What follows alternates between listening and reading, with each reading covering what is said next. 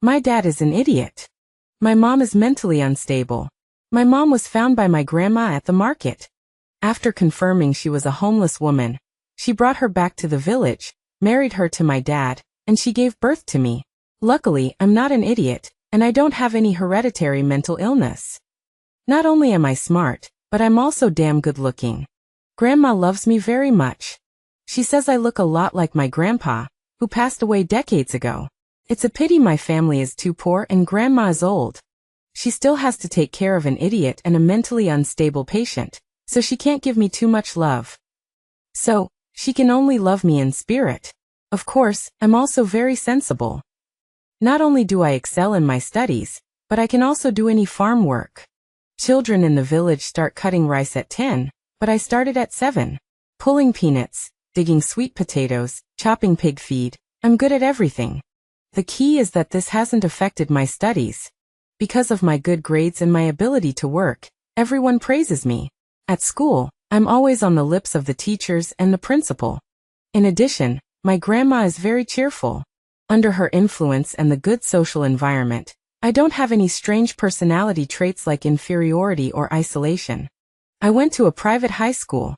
For no other reason than the excellent terms they offered. They waived my tuition, textbook fees and miscellaneous fees, and provided free accommodation. Because of my family's financial situation, they also subsidized me with a monthly food allowance of 1,000 yuan, and even gave me a one-time scholarship of 500,000 yuan. 500,000. I got first place in the whole city, and they rewarded me with 500,000 yuan to recruit me. The total assets of my family don't even add up to 3,000 yuan, but getting first place made me the richest person in the village, and my schooling doesn't cost a penny. Awesome. The only downside is that it's too far from home, in the provincial capital. Going home requires several transfers and takes more than 9 hours to get there. But the environment of this private school really opened my eyes. The architecture is luxurious, and some facilities I've never even seen before. Even the playground feels like it's covered in a carpet. The dormitory made me feel like I was in a mansion.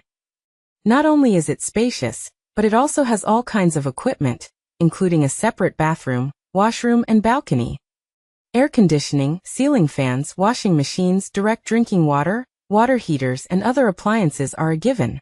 Even more amazing is that there are people specifically responsible for cleaning. Damn, I boarded in junior high school. 30 people shared a room, with large brick beds built against the walls on both sides and a long table in the middle. Compared to here, I feel like I used to live in really shabby conditions. I heard the uniform I'm wearing costs thousands of yuan. I've never worn such expensive clothes before, so I always wash my uniform by hand. I'm afraid the washing machine will ruin it. Haha. Jasper, you're great. I hope everyone I love and everyone who loves me is always happy, healthy, lucky and safe. I shouted happily. Jasper is my name. My grandma hopes I'll always be safe. I, Jasper, really want to study here for the rest of my life. It would be perfect if I could bring grandma and them here. I heard this is an international aristocratic school, and the students are basically all rich people.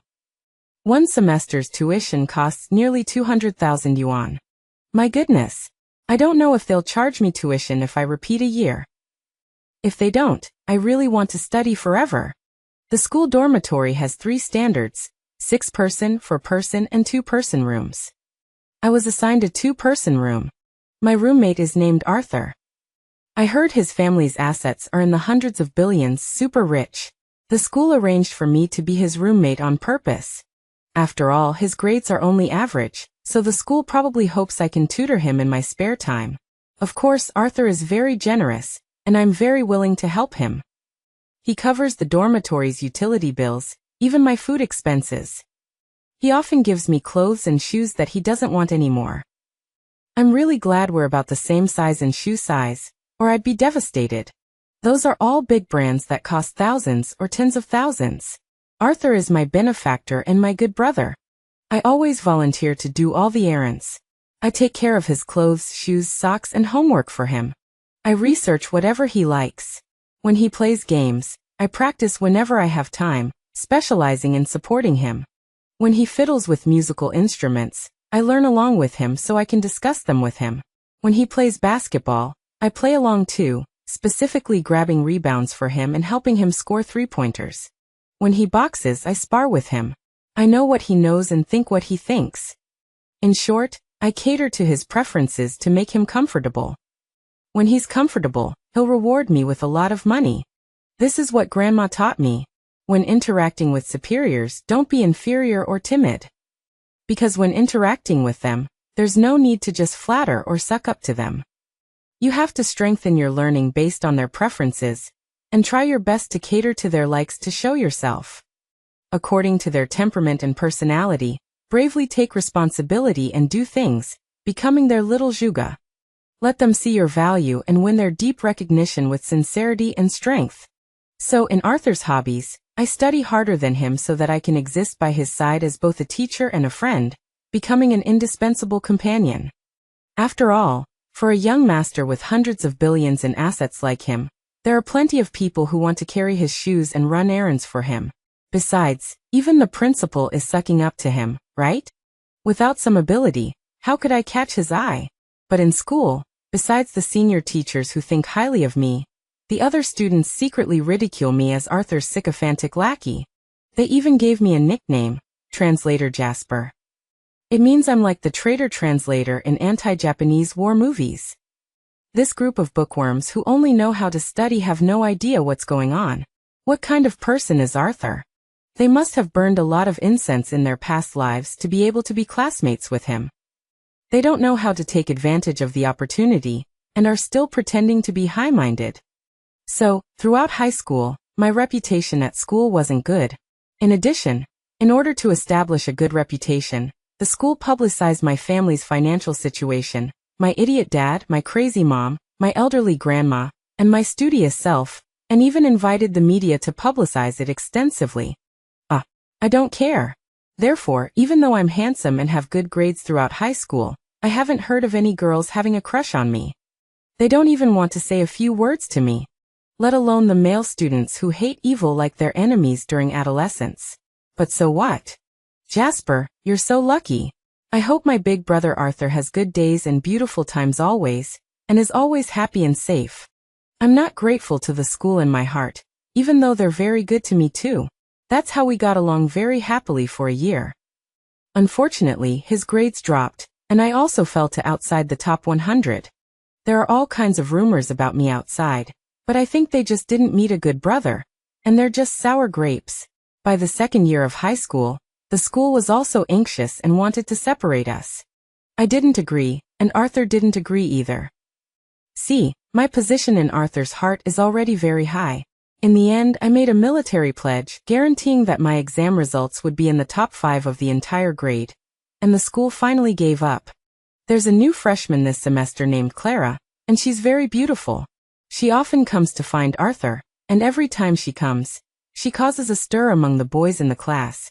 Arthur proudly said in class that he and Clara had been betrothed since they were kids.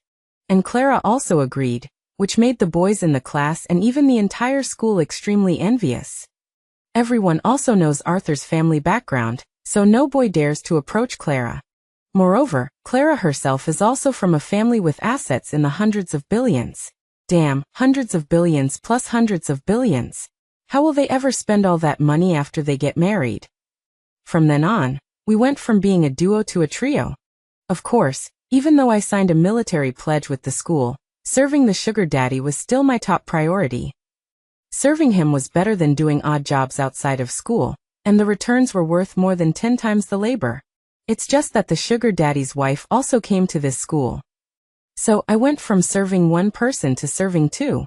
However, after not even 2 months of getting along with Clara, she gradually lost her initial enthusiasm for me. I know the reason, it's just that someone told her bad things about me. And coincidentally, she discovered that I was indeed no different from what they said. But I don't care at all. I just need to carry her to a few wins. Serving 2 people at the same time, plus Arthur's hobbies were so extensive, my time for actual studying was even tighter than in the first year of high school, and I only managed to get into the top 20. But the school didn't say anything. After all, Arthur didn't want me to leave him, and although my grades didn't meet the requirements, they weren't far off. Entering the second semester of senior year, I finally regained the top spot, taking first place in all 10 practice exams. However, Clara suddenly started acting up again, the kind where even carrying her to godlike status couldn't appease her. She felt that I, this academic genius, didn't have the aloof and dignified demeanor of a genius, and in front of Arthur, I was like a bootlicking lackey. What the hell? That's how I was when she met me. Why is she suddenly unhappy with me? During dinner, Clara watched me diligently picking food for Arthur and said unhappily, "You're always taking advantage of us, don't you feel ashamed?" I looked at Clara speechlessly. What the hell? I've never taken advantage of her for anything. Who helps her with her homework?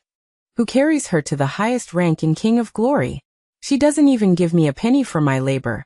Why is she complaining about me? And for the past 2 years, I've been using Arthur's card to pay for meals, and I've been using Arthur's card to pay for everything when we go out. How did it become that I'm taking advantage of them? Isn't it that we're all taking advantage of Arthur together? We're all in the same boat. How can she have the nerve to say that about me?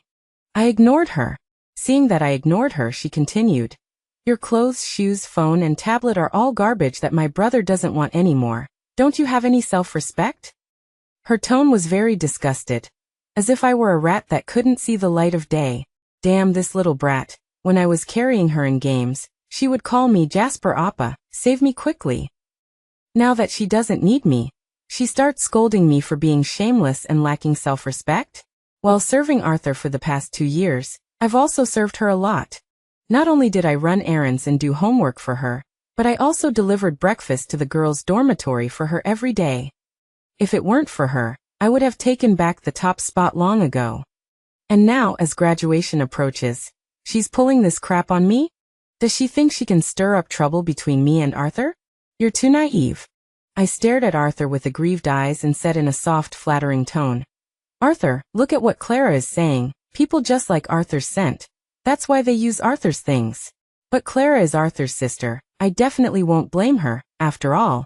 She definitely can't be like me, carrying Arthur's scent with her at all times, so she's jealous of me."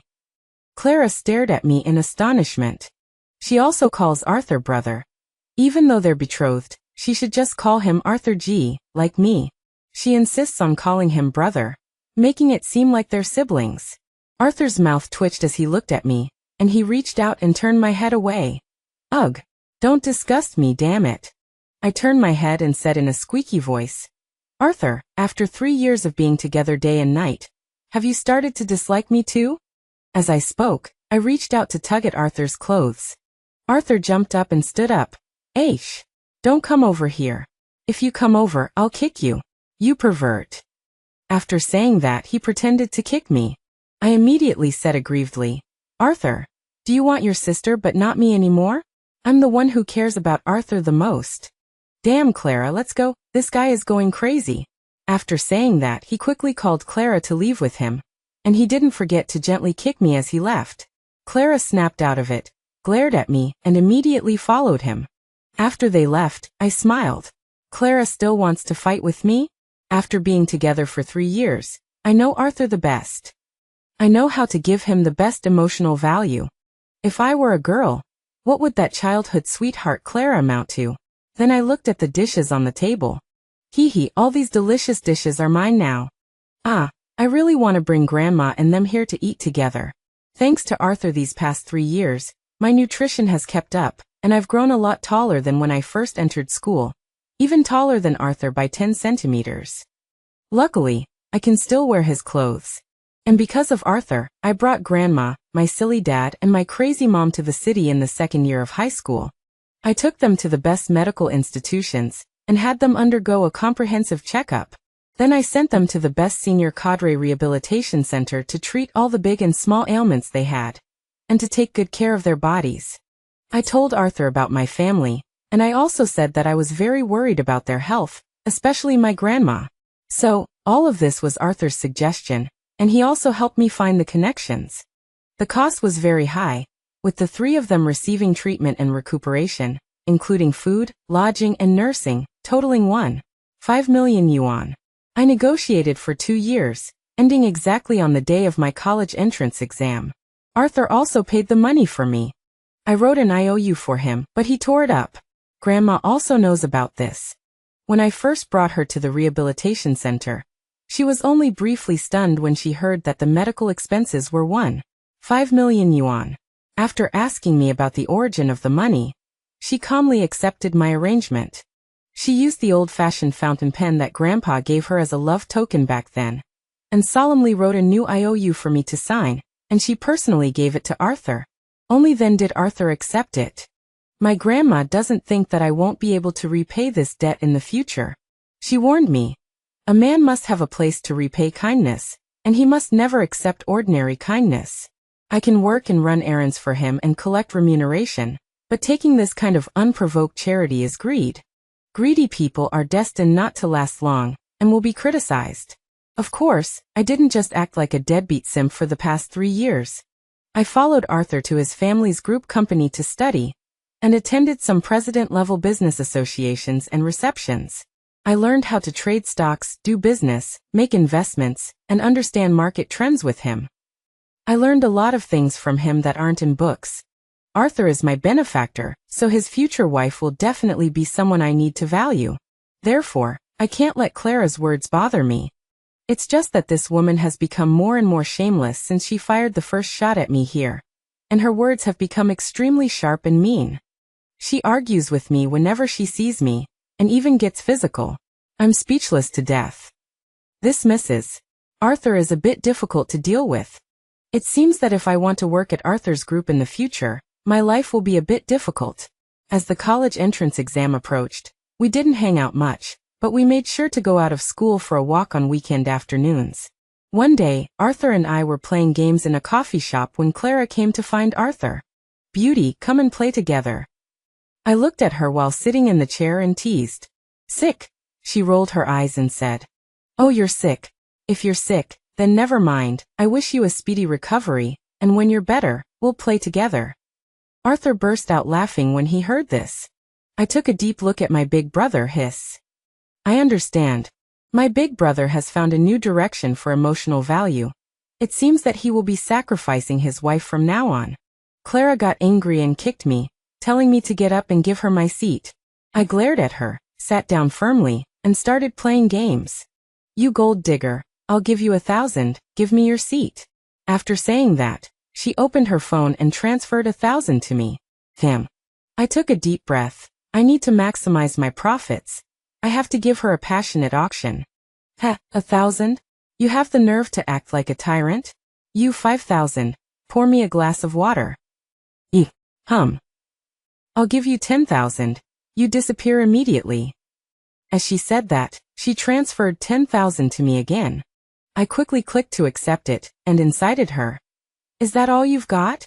The Lee family's heiress isn't much after all. Go pour a glass of water for my big brother. I'll pay you 50,000 service fee." Arthur interrupted me and said, "No one to stop. Be careful, her family comes looking for you." When I heard this, I immediately understood. Clara's family is very strict, and the family will definitely ask about unusual expenses. And that idiot Clara will definitely sell me out. Of course, 1 or 2,000 is her normal spending, so it's okay if I cheated her out of it. So I immediately got up and offered my seat, cupping my hands to Clara with a beaming smile. "Mrs. Arthur is indeed rich and generous, a true paragon of wealth. I am completely in awe." "Mrs. Arthur, your whole family is Mrs. Arthur," Clara said and kicked me. I didn't dodge. I took 11,000 from her, so consider it service fees from before. Getting kicked a few times now is just an added service, no need to fuss. But this girl is getting carried away. Kicking me a few times isn't enough. She even wants to use her hands. I can't afford to offend her, but can't I afford to dodge her? I quickly ran away. Behind me, I could still hear the sound of a chair being knocked over and Arthur's laughter. Big brother is laughing very happily. Looks like he really enjoys seeing me and his future wife bickering. Taking care of big brother's emotions is my responsibility. From then on, if she snipes at me, I'll snipe at her. If she doesn't snipe at me, I'll still snipe at her. As long as big brother's laughter continues, I won't stop. Because I only hope that big brother is always happy and always in a good mood. After the college entrance exam, I'm preparing to take Grandma and the other two back to the countryside. Arthur wanted to see us off, but I didn't want to trouble him. The reason is that apart from my grandma, who's normal, my parents are a little difficult to deal with, and I'm afraid of getting his car dirty. Also, mountain roads easily scrape the undercarriage, and I often go off-roading with Arthur, so I know how much repairs cost. Although he has plenty of money, I'd still feel really bad, because it's purely because of me. But then Clara specifically took leave, insisting on going as well, so there was no way around it.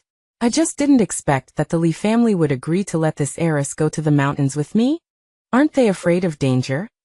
Aren't they afraid of mountain bumpkins bullying Clara? It wasn't until right before we left, when Clara's dad and Clara's mom treated us to a farewell dinner, that I saw at the dinner table how much they trust Arthur.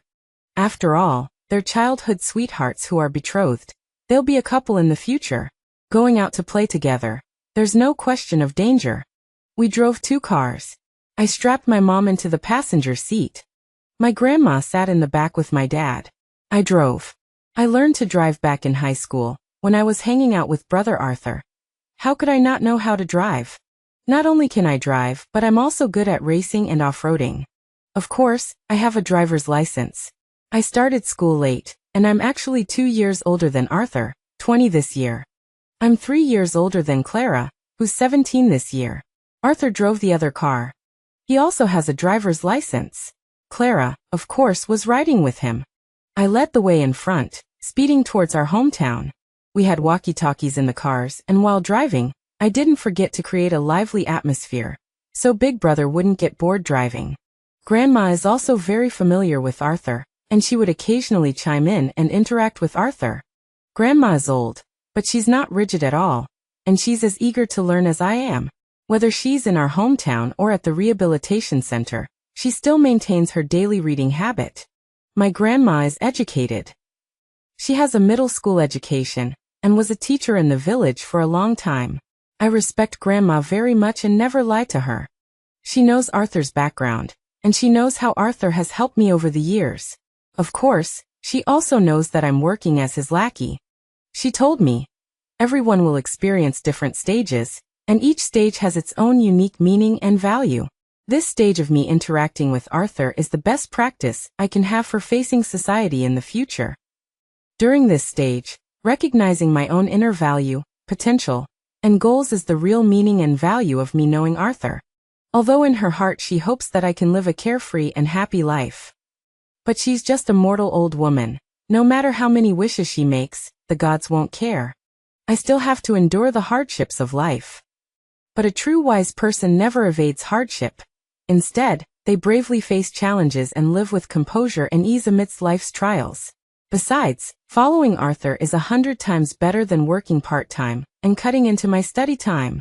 After the wheat is planted, I'll head south. No one will be free for me in this world. I'll wave goodbye to the swaying wheat and the setting sun, and keep walking until the end of the sea. He sung loudly. Arthur also sang along with me. He is absolutely superior to me in every way. His upbringing and elegant demeanor have been cultivated since he was a child, and there are many things I can learn and imitate from him. He has also never looked down on me, truly treating me as a friend. After entering the village, the people who had stayed behind all came to my house to see the spectacle. I took down many gifts that I had bought specifically for each household in the village from the 2 cars. I received a lot of help from them when I was little. Now that I have money, I naturally want to repay them.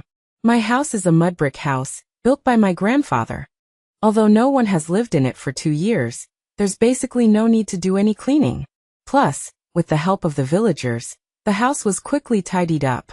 My younger cousin brought some game meat that he had caught in the mountains. I asked him to help me buy 2 sheep when he had time.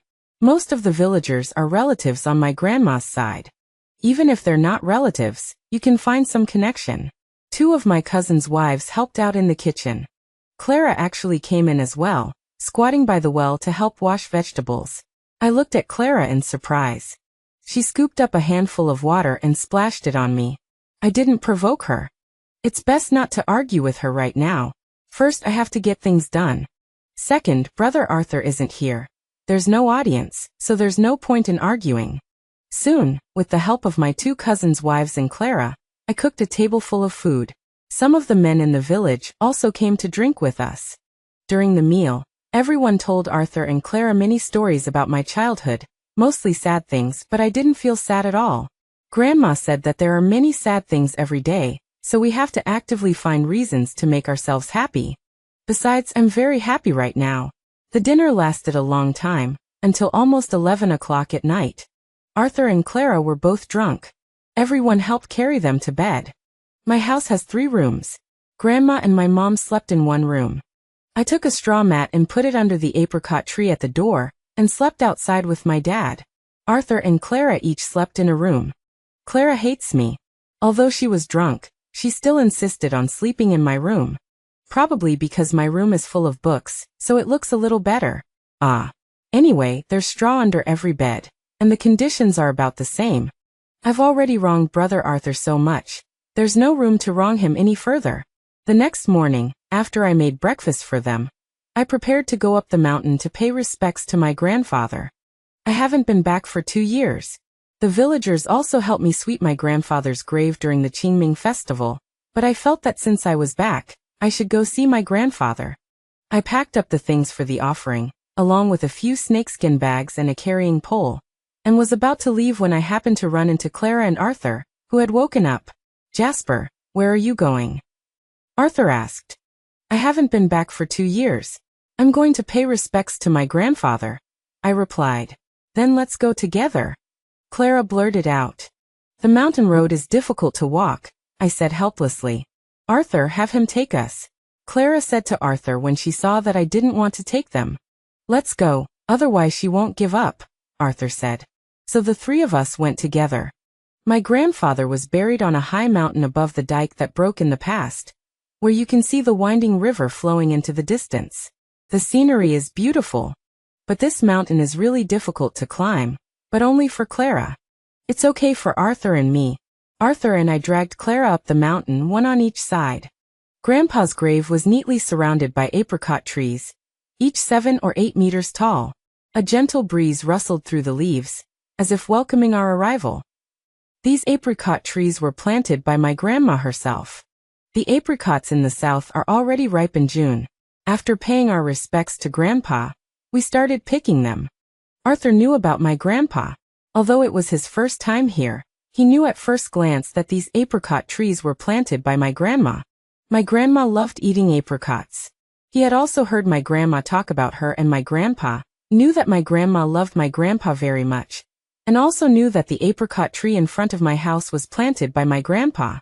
Grandma planted so many apricot trees here to express her longing for my grandpa. So while eating apricots, he told Clara the story of my grandparents. My grandpa's name was Samuel. Grandma said I looked a lot like Grandpa, which meant Grandpa must have been handsome too. He was a college student who came to the countryside from the city as an educated youth. Of course, my grandma was also beautiful when she was young and had also read some books. Although it was only junior high school, which is equivalent to being illiterate nowadays, it was still highly valued at the time. That year, my grandma was teaching in the village, and was also the only teacher at the village school at that time. Grandpa and Grandma first met at a welcoming ceremony held on the school playground to welcome the educated youths. With just one glance, they fell in love with each other. However, love in that era was not as open as it is now. Their love was more subtle, and they didn't dare to be too ambiguous. In addition, people lived a hard life at that time, and their thinking was also backward. When it came to matters between men and women, they valued the words of their parents and the arrangements of matchmakers. Although my grandpa was from the city, his family was only slightly better off than my grandma's. But even so, my grandpa's family didn't agree with him marrying Grandma. After all, Grandpa was a college student, and he would definitely have a secure job when he returned to the city. How could they let him marry a country woman? Therefore, they argued fiercely, and Grandpa's family almost broke off relations with him. But my grandpa finally decided to stay in the countryside and marry my grandma. During the flood that year, my grandpa, as an advance leading cadre, took the lead and was the first to rush to the front line of flood control, and thus died in this flood relief event. When my grandma heard the bad news, she took my father, who was only 4 years old that year, dragged her pregnant body, and braved the heavy rain to search for my grandpa everywhere. The moment she saw Grandpa's body, Grandma fainted. The fetus in her womb was also miscarried. My 4-year-old father developed a persistent high fever, due to being exposed to the rain, and eventually became mentally disabled. I can't imagine how Grandma endured such a series of bad news at that time. I asked her, and she can now face everything in the past calmly. She said that she had thought several times about committing suicide with my mentally disabled father to find my grandpa, but in the end she didn't do it. She wanted to leave offspring for Grandpa. No matter what the cost, she had to find a wife for my mentally disabled father, and carry on the family line for Grandpa. That's why she brought my mother, who was mentally unstable and wandering on the streets, home. Clara was very moved after hearing this. Jasper, what do you want to be when you grow up? Clara asked. Have money to buy a house, a car, and marry a wife. I shouted towards the big river at the foot of the mountain. Vulgar, I shouldn't have asked, Clara pouted. She thought my grandpa was great for rooting himself in the countryside for Grandma's sake, working diligently to serve the people, and unhesitatingly dedicating his life when the people were in danger. She also thought my grandma was great for taking care of her mentally disabled son alone, holding on to this love. She also found a wife and had children for her mentally disabled son, carrying on the family line for my grandpa, raising 3 people hard, and also supporting my education. She felt that my ideals should not be so ordinary. I stretched my back towards the big river at the foot of the mountain and said, alas, from another perspective, my grandpa abandoned his parents for love, and abandoned his wife and children for others, so he is not considered great, and my grandma was also involved in the criminal act of abducting women. I felt a pain, turned around and shouted at Clara. Clara, are you sick? Why are you throwing apricots at me? I am sick. Do you have medicine? Look at you. Are you saying human words? I'm going to throw more at you, Clara said, throwing another apricot at me. Bang! I grabbed the apricot she threw at me and took a bite. Seeing this, Clara was so angry that she stood up to kick me, but she didn't stand firmly and twisted her ankle. To punish me, Clara insisted that I carry her down the mountain. Damn it, you twisted it yourself. Why should I carry you? It's impossible to let Brother Arthur carry you. Speechless. I have to carry you. I honestly carried her down the mountain. Grandma asked someone to bring ice wrapped in a cloth bag, and while applying a cold compress to Clara, she massaged her. It wasn't a big problem. Under my grandma's professional technique, Clara could walk in less than half an hour. To be on the safe side, Grandma also prepared some herbs and wrapped them around her ankle. When wrapping the herbs, she didn't hold back from complaining about me to my grandma, and also brought up all the things I had bullied her with at school, complaining to my grandma. Damn it, when did I ever bully her? If you say that arguing with her is also bullying, then she has argued with me no less, and her words are 100 times more unpleasant than mine. Grandma chuckled and coaxed her, saying that she would definitely teach me a lesson. Speechless, I saw that she was okay, so I went into the kitchen to cook. Everyone in the village is busy at noon, so I just need to cook for the few of us. We ate under the apricot tree. Clara looked up at the apricot tree and asked, Grandma, did you plant this apricot tree too? Why is there only one planted here? This apricot tree was planted by Grandpa Pingin when he and I got married. My grandma also looked up at the apricot tree and said, Is it because Grandma loves to eat apricots, so Grandpa planted it? Yes. Grandma, can you tell me the story of you and Grandpa? Haha, what's so good to say about that? It's been decades. Grandma. Clara coquettishly said. Okay, I'll tell you after we finish eating, Grandma responded with a smile. In the evening, my younger cousin brought back 2 sheep, which Clara liked very much. For the next few days, Clara was either feeding the sheep or pestering my grandma, listening to love stories from that era. And I borrowed 2 hunting dogs and went with my cousins to stroll around the mountains with Arthur every day. I told Arthur before we came that there were big animals in the mountains. So this time, Arthur was fully prepared and even brought thermal imaging. In short, the equipment he brought made my cousins instantly feel that the bird guns in their hands were no longer appealing. Brother Arthur is about to study in the UK soon, and it will be difficult to see each other in the future.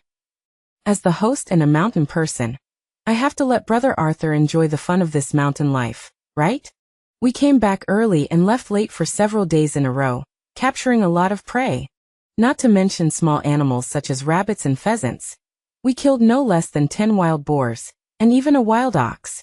There weren't many people left in the village to work, so almost everyone was mobilized to help transport the prey down the mountain. Therefore, there was no chance to slaughter and eat the 2 sheep we bought.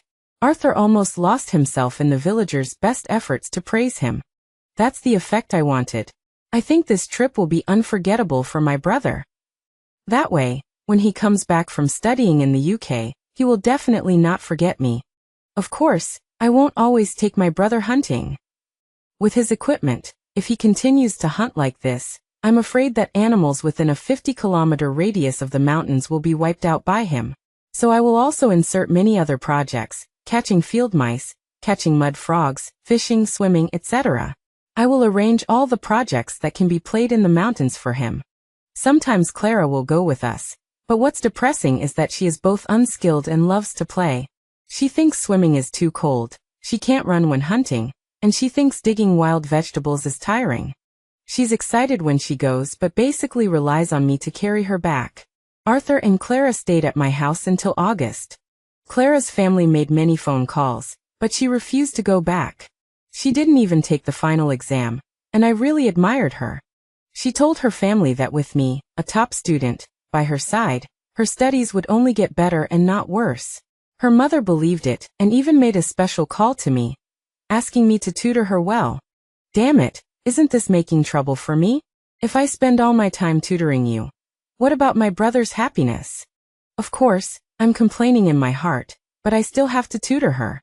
I'm also afraid of offending the Lee family behind Clara, especially since her mother called me personally. In fact, the foundation of wealthy children like Clara is not bad, and it's not very difficult for me to teach her. Take Arthur for example. I have seen the home tutoring team in his family. It's really difficult to have bad grades.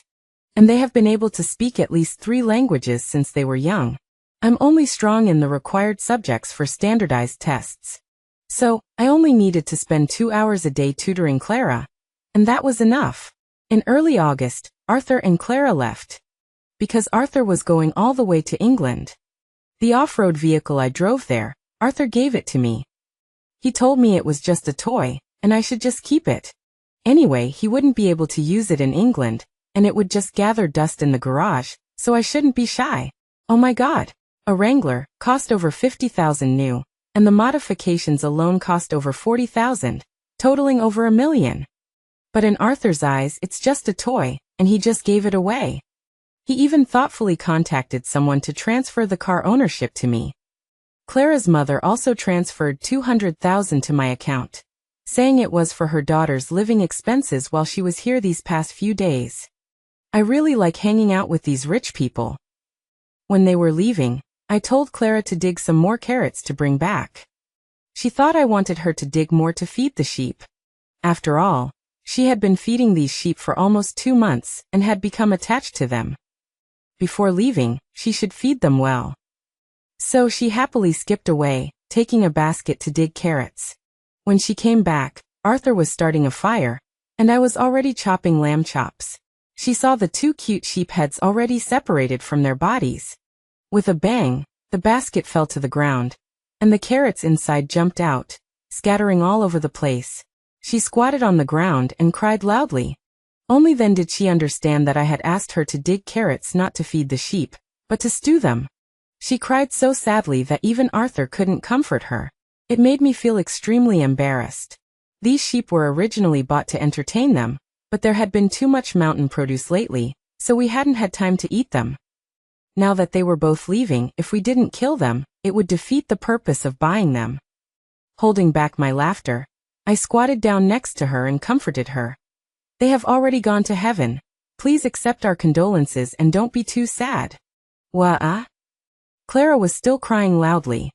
That. Cough cough. Clara, all good things must come to an end. I know how you're feeling right now, but don't be too upset because they cough. Although they've left, they will still live forever in our hearts, heh. Huh. Cough cough. They will be doing well over there. and they certainly wouldn't want to see you so sad. Are you trying to laugh? Clara raised her tear-stained face and questioned me. No, I'm in a lot of pain right now. Clara glared at me and said, Jasper, you're really cold-blooded. Jessica and Teddy were so cute. How could you do it? You're just a cold-blooded, heartless executioner. I won't forgive you. I will never forgive you. Jessica and Teddy were the names Clara had given to the two sheep. I'm sorry. I'm sorry. Ah. This Jess. Jessica. Clara shouted. Oh, Jessica and Teddy. Clara, I really know I was wrong. Jessica and Teddy, I'm sorry to them. I will never forget these two names. I will give them the highest funeral. Clara looked at me. I'll use the carrots you dug with your own hands to bury them. My big mouth continued to say, Get out of here. Wah. Clara got up, pushed me over, and ran towards the room she slept in, slamming the door shut. Jasper, I told you not to kill them. She cherished these two sheep like treasures and fed them for 2 months, but you just had to slaughter them. Now look, she's definitely not going to talk to you anymore.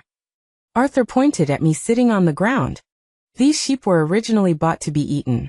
Wah, she cherished them like treasures and fed them for 2 months. And then I was supposed to take care of them for the rest of their lives. I said speechlessly. Couldn't you have slaughtered them after we left? How was I to know she would react so strongly? Arthur, she won't. As I spoke, I made a gesture on my neck with my hand. TSK. Get out. What nonsense are you talking about? How is that possible? You prepare the funeral for Jessica and Teddy first. I'll go comfort her. I looked at Arthur and smiled. Arthur is being playful. Okay, I'll help you marinate this Jessica. You take it back with you, and her funeral is up to you. Before he left, I added. No, I can take the smoked wild boar, rabbit, and other things, but I dare not take this Jessica. She'll definitely make a fuss all the way. Arthur waved his hand hurriedly. I got up and shrugged. Okay. After speaking, I shouted towards the house again. Clara, aren't you coming to watch the ceremony? Hey, don't provoke her anymore. After we leave, you'll have peace and quiet, but it will be me who has a hard time. Arthur hurriedly stopped me. I chuckled, and then continued to dismember Teddy. Arthur went to comfort Clara. At noon, a table full of mutton feast was placed in front of Clara. Clara glared at me resentfully, and sadly ate only carrots, stubbornly refusing to eat a single piece of lamb. Arthur and I deliberately made an excuse to leave, and took everyone else away with us. Only Grandma and my parents remained, but in fact we were all hiding in the dark watching. I even took out my phone to secretly take pictures.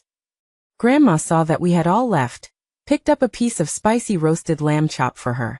Clara smelled it, ate it with tears. This girl really developed real feelings for these two sheep.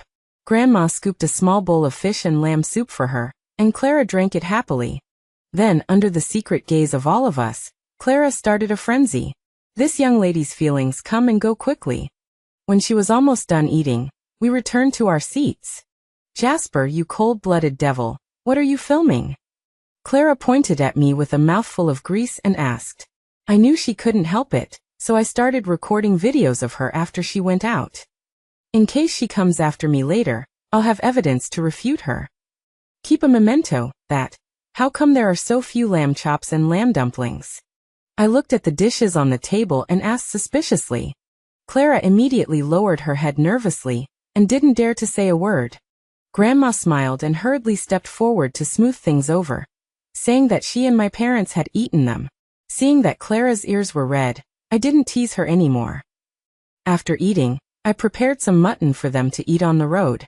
Clara sat silently in the passenger seat, without saying a word. A few days later, Arthur went to study in England, and I was admitted to the top university in the country, and went to the north.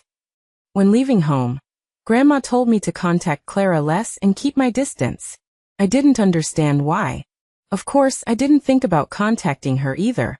She's brother's woman. Of course I have to avoid suspicion. Moreover, in this month, we haven't even sent a WeChat message, let alone a phone call. But why did Grandma say that? Grandma said Clara likes me.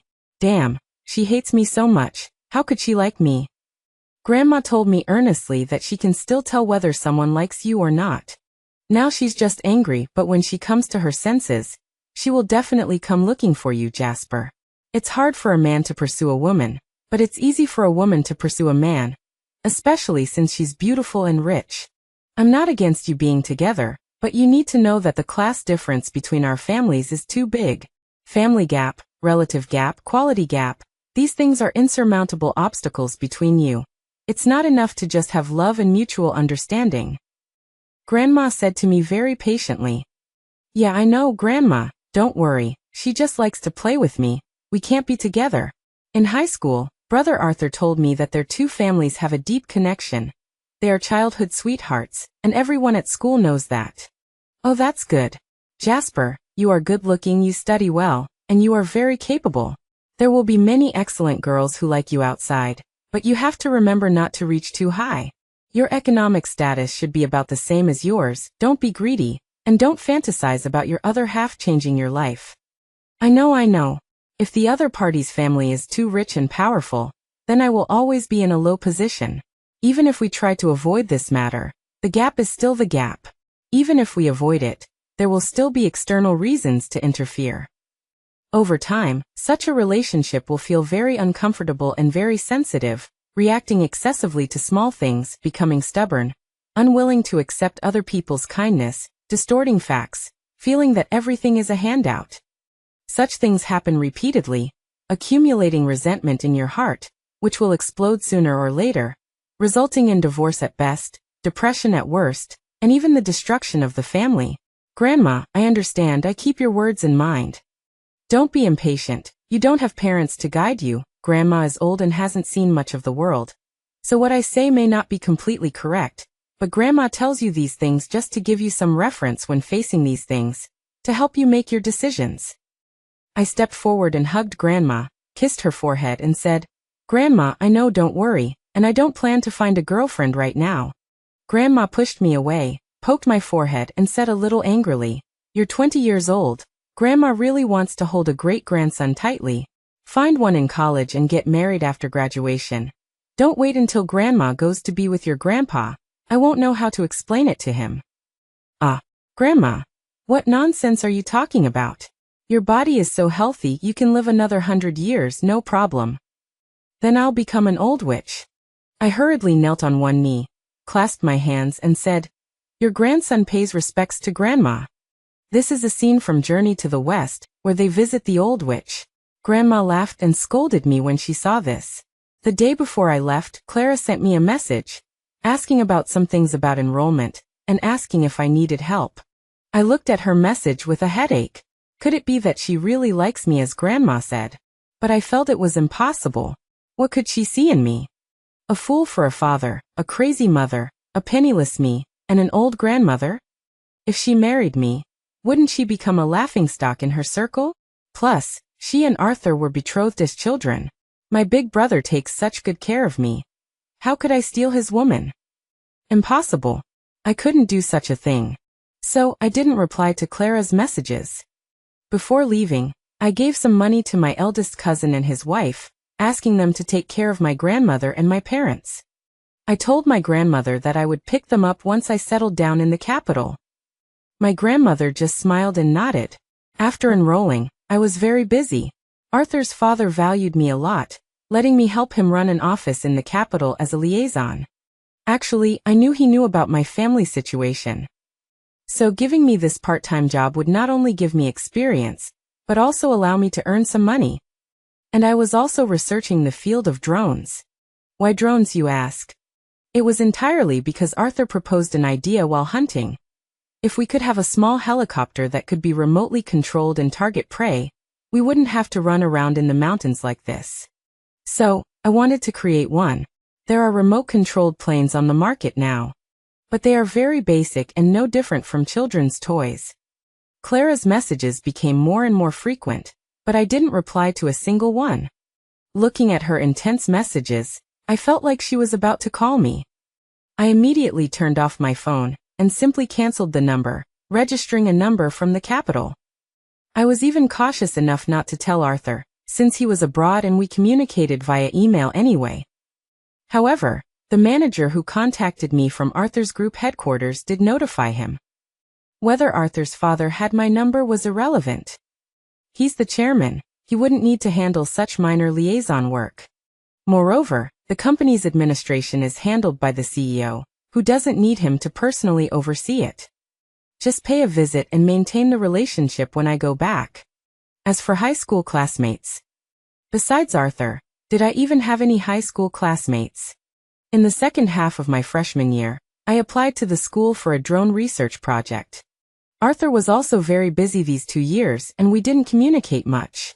It was just strange that his emails increased during the winter and summer vacations, full of random gossip. He kept asking me if there were any beautiful women at our university. Asking me if I liked any girls, if any girls were pursuing me, if any girls were writing me love letters. They say Europeans are open-minded. I never expected that Arthur would be assimilated after only half a year in the UK. The steady, calm Arthur was gone. But if my big brother has doubts, of course I, as his little brother, have to answer them. And there were indeed many girls who liked me. Right after I enrolled, some girls secretly wrote me love letters. After all, I had hung out with a real young master like Arthur for 3 years. I knew everything about going out, and I even drove a Jeep Wrangler. Of course, the most important thing was that they didn't know my family background or my past in high school. Now my clothes, car, experience, and internship all exuded the impression that I came from a privileged family. So in their eyes, I was a good man worthy of entrusting for life. When I had time, I told Arthur all about these things in detail. I even faxed him the love letters people had written to me. He told me that university romances were unreliable, that graduation season was breakup season, and he gave many examples. I thought he was right, and I agreed with his point of view. And I also told him that I was busy and didn't have time for romance because I was busy developing unmanned aerial vehicles. As for those love letters, I would just read them and not reply, extracting some good sentences for future use when I wrote my own love letters. In my sophomore year, Arthur suddenly came to my school to see me. He looked at my research data reports and drone model, and was very interested. He even invited his father and Clara's father over to inspect them. His father invested $5 million in me, and he personally helped me start this research project at the school. With the addition of capital, a large number of teachers in this field of research were brought in, and the initial technology progressed rapidly.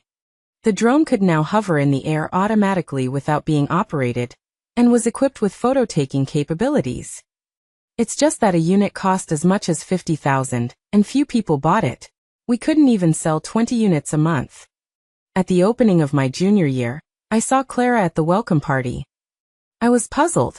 Shouldn't she have gotten into university last year? I didn't know if she had repeated a year or taken a year off. But she was still quite impressive, actually getting into this top university in the country, which was full of academic superstars. I didn't pay much attention to her. In the second half of my junior year, Arthur's father added another $25 million and registered a company for me, applying for a trademark. As an investor, he wanted 30% of the shares. I was the founder, owning 70%. This was about the normal standard. The He family didn't take advantage of me because I had no power or influence. And currently, all the technology was built with the $5 million that Arthur's father gave me earlier. Otherwise, at the current rate, it would take me at least another 3 to 5 years if I did it myself.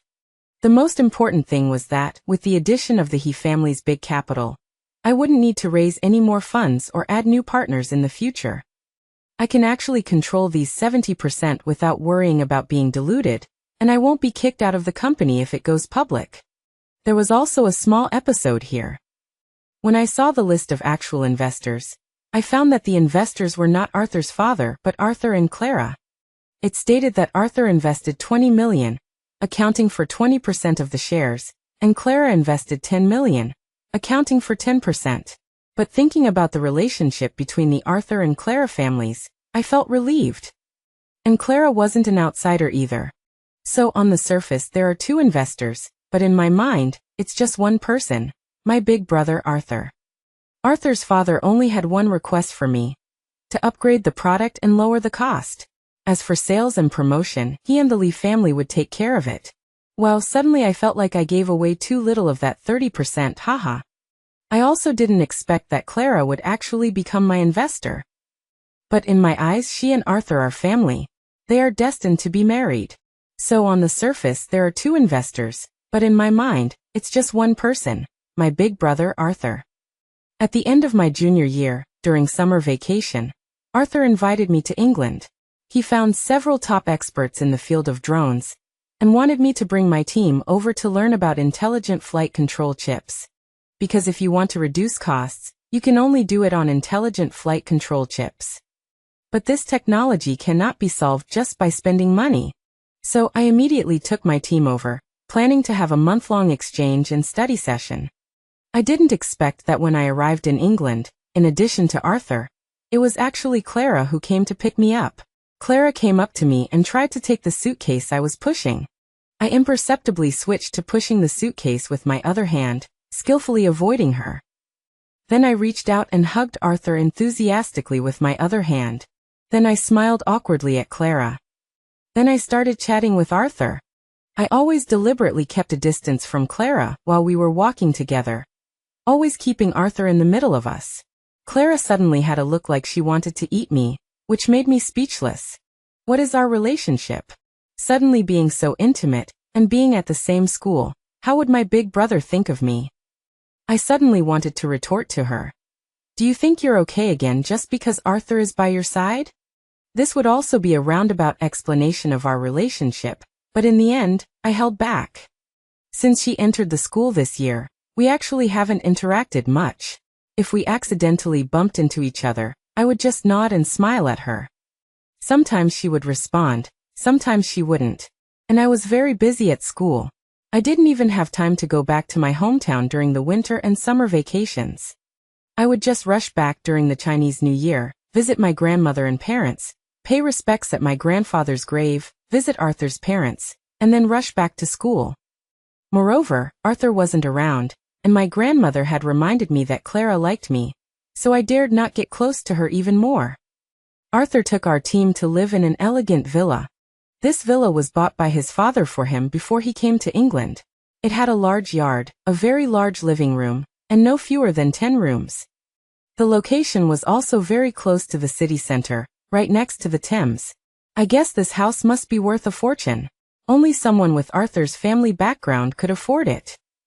And I also found that not only was there a room for Clara here, but her traces of life were also everywhere. I guess they must be living together.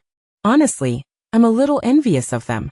Not only are they a well-matched childhood sweetheart couple, but they also progressed from campus love to marriage. They have a high degree of overlapping social circles, and there's mutual trust without any suspicion. In the following days, we spent almost all of our time at Arthur's school during the day. What's frustrating me is that Clara keeps following me around. Big brother is here too. How am I supposed to handle this? And the more I try to avoid her, the more blatant she becomes, which is making me really nervous. Finally, Clara suddenly changed her attitude and started targeting me in every way. The villa has a nanny, but every night when we get back, she still orders me around, telling me to do this and that, even making me wash her clothes. She doesn't care about my face in front of our companions at all. And when I was taking a dump in the toilet, she actually just barged in and took the toilet paper away. Wow, not only is she not ashamed, but she's also too much. It's gotten to the point where I not only have to lock the toilet when I go to the bathroom, but I even have to lock the door when I take a shower. I'm so afraid that she'll barge in while I'm showering and take away all my toiletries and clothes. Damn it, Brother Arthur. Aren't you going to do anything about her?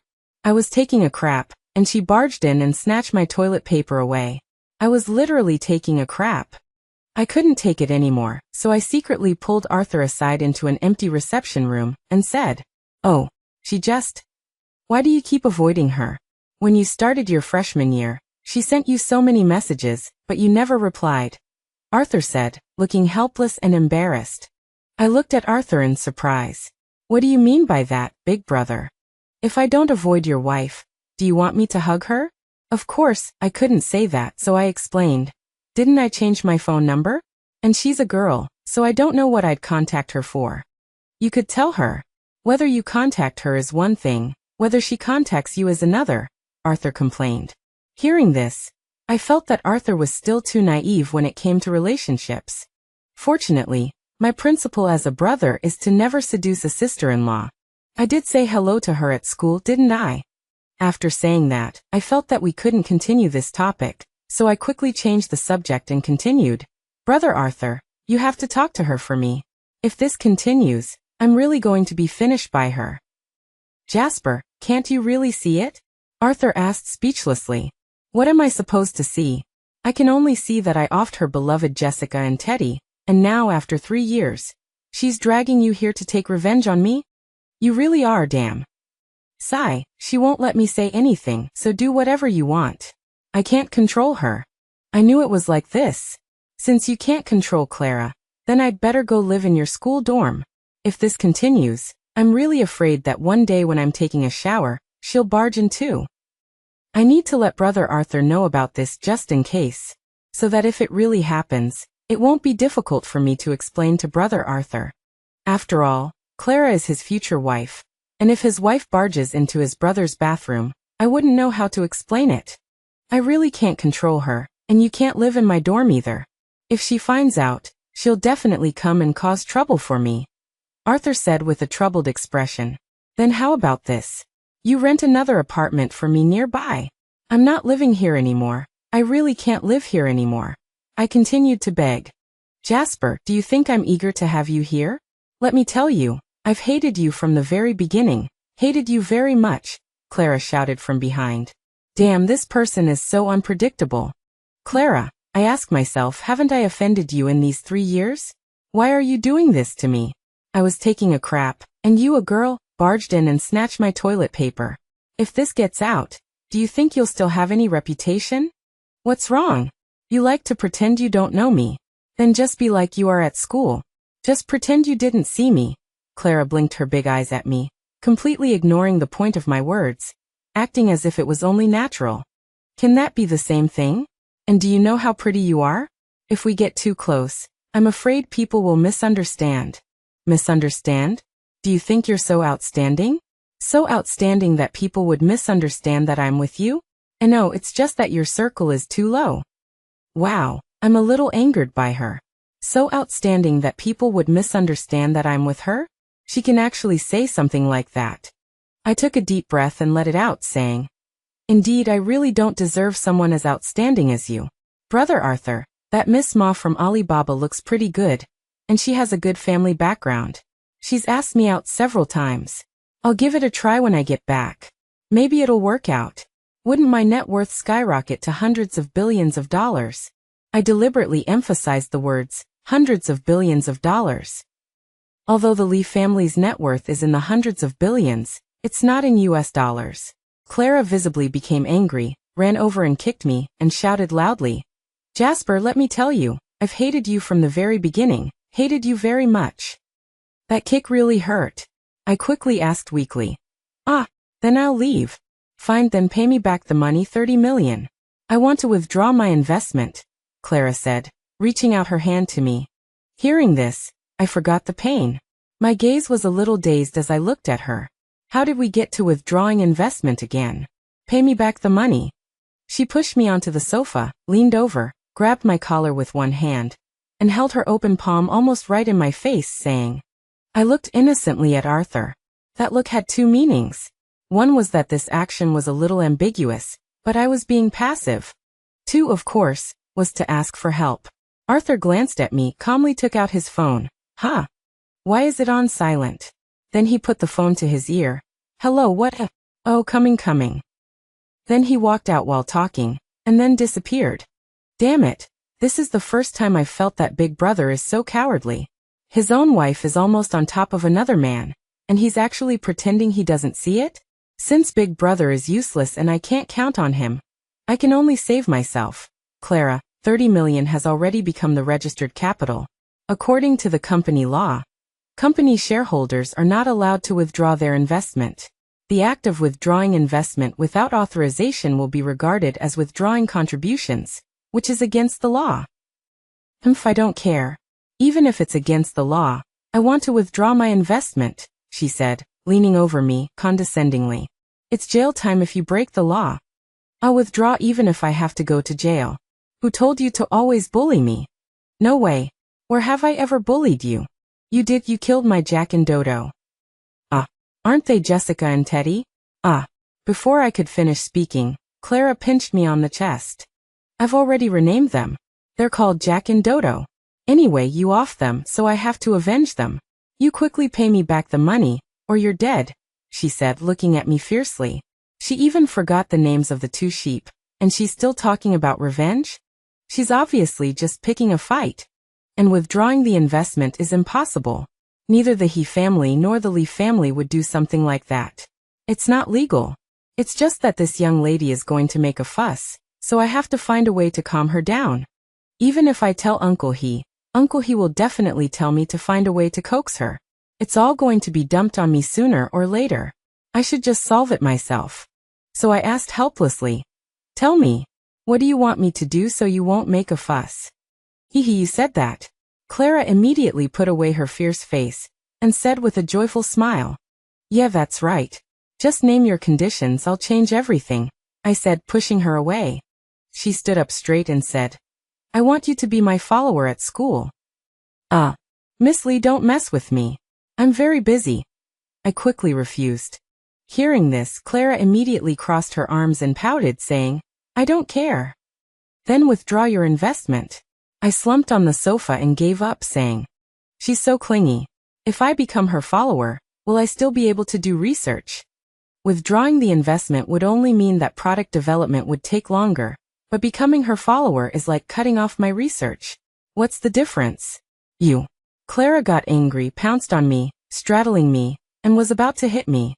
Wow, this woman is so barbaric and violent.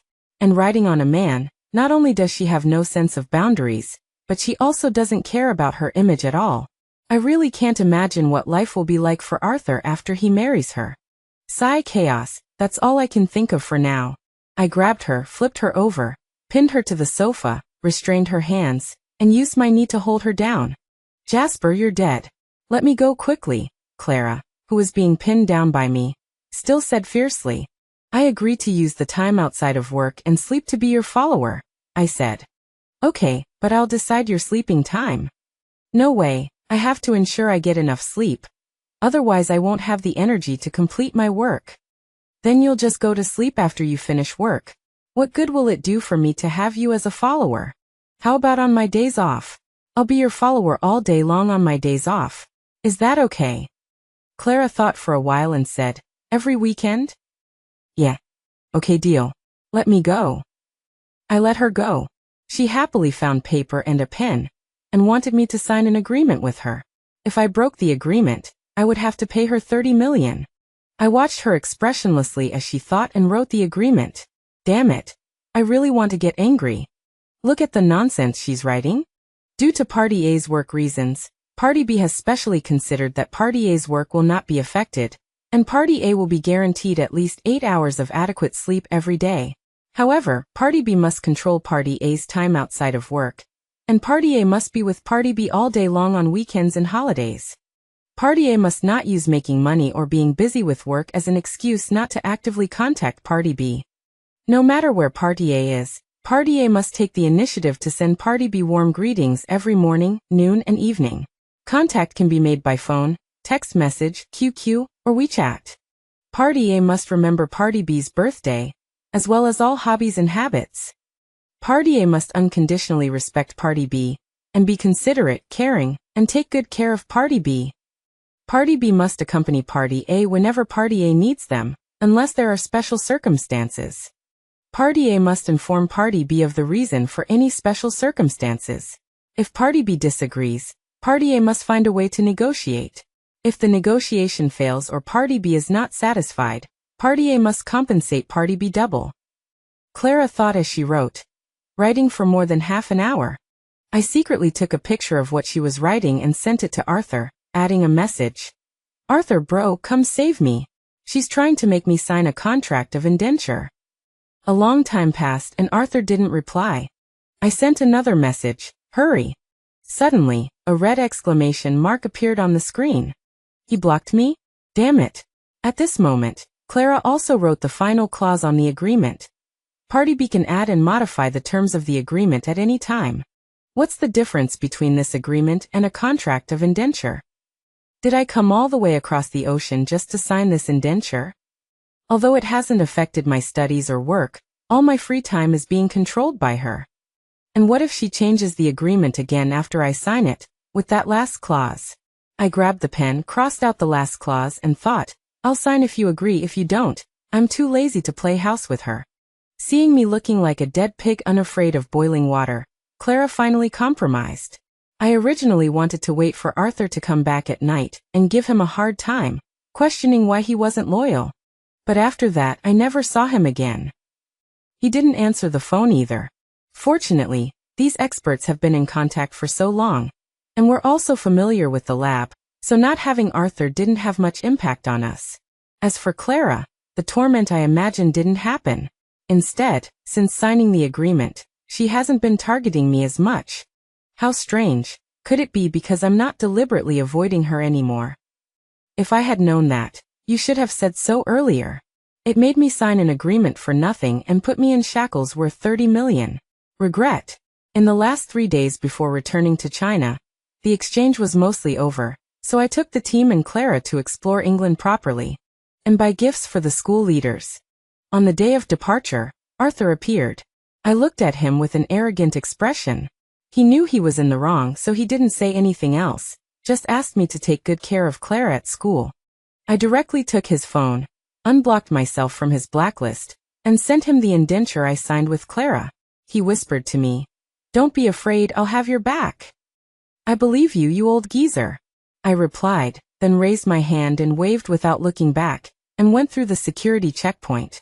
After returning to China, I went back to my hometown for more than a week. I had to return to school early, even before the start of the semester. Because I'm not just a student at school, I'm also the president of the student union. And besides studying and research, I have many things to do. I'm really busy. A lot of girls are pursuing me, but I really don't have time for romance. Audrey, a student in the same year as me and the head of the student union's secretarial department, has been pursuing me for 2 years. This girl is the most beautiful of all my pursuers. She can sing, dance, and talk well. Most importantly, she not only excels in academics, but also has great coordination skills. She's a natural-born secretary. She's helped me a lot with the student union's affairs, relieving a lot of my pressure. Actually, I don't really need to be this president. But I know very well the value of being the president of the student union at the top university in China. And I also clearly understand the power behind these teachers and professors at school. So even if being this president means climbing mountains of knives and plunging into seas of fire, I must be it. Actually, I was able to become this president also because of some influence from the He family. Because I was the liaison officer for Arthur's group's Beijing office in my freshman year, which a lot of people at school knew. The university I attend is the top university in the country, and unlike other universities, many students start interning in their freshman and sophomore years. This is registered at the school. But I'm just a little bit more awesome than anyone else. Not to mention the internship unit, especially since I'm the head of an office, equivalent to a deputy manager, with a salary of nearly 200,000 a year. And when Arthur's dad applied for the drone research project for me, he also stood up for me. Plus my own excellence, I became the president of the student union in my junior year without any suspense. After arriving at school, I didn't go directly to the dormitory. Instead, I took gifts and visited various high-ranking officials at the school. These gifts cost me nearly 100,000, but the money was all charged to the public account. I was busy until the evening. I wanted to go back to the dormitory and have a bowl of instant noodles, but when I passed by the student union office, I found Audrey working here. Audrey. I greeted. I knew that she came this early and was working this late, and like in previous years, she must be helping me organize my work. When the time comes, I just need to look at the notebook she provides, and I can easily arrange everything. Because she will use the most concise language to summarize all the events and write them in that notebook. If I have any questions, I just need to look up the original documents according to the serial number she provided. This secretary is really thoughtful. It reminds me of a saying, Sometimes a secretary does things, sometimes they just are a secretary, haha. Jasper. Audrey looked up and saw it was me. She quickly jumped up and ran to me, stretched out her hands and blinked her big eyes at me. I suddenly felt a headache. I said I would bring her a gift when I came back from England. But all I thought about were the leaders, and I had forgotten her a long time ago. Haha, I didn't know you were here, I didn't bring it with me. I lied, preparing to buy her a gift first thing tomorrow morning. Wow, you really bought me a gift. Let's go, I want it now. Audrey looked at me in disbelief, her excitement making me feel very guilty. She took small steps, took my arm and dragged me out. Damn. I took her to the parking lot speechlessly, opened the trunk and rummaged around, then gave her a Parker pen that Clara gave me. This pen was packaged in a wooden box, very exquisite. I haven't opened it, but from the outside I know it's worth at least 10,000, especially since it came from Clara's hand. Audrey took the gift box, her excitement overflowing. She opened it in front of me, took it out, examined it carefully, and then read. May you close the pen and talk and laugh freely, be safe and sound. There are words on it. I quickly sneaked a peek at the words on the pen in her hand. Fortunately there was no signature, otherwise it would be embarrassing. Thank you. Audrey held the pen in her arms, her eyes smiling, and said to me. I smiled. You deserve it, let's go get something to eat. She really deserves it. I even thought that if she was willing to stay at school, I would also like to hire her as my project assistant. It's just a pity that her major isn't related to mine. And if she's just an assistant, it would be a waste of talent. After all, this secretary is really too good to use. She nodded obediently. Seeing that I closed the trunk and got into the driver's seat, she also sat in the passenger seat, holding the pen gift box. Then she took out a pair of exquisite wooden pendants from her bag and carefully hung them on my car. While hanging them, she said, "This is my return gift to you. It is a lucky charm and a peace charm that I made myself. The silver threads on it were inlaid by hand, one by one, and polished hundreds of times. Look at my hands." She stretched out a hand to show me. There really were a lot of small cuts. I was a little touched.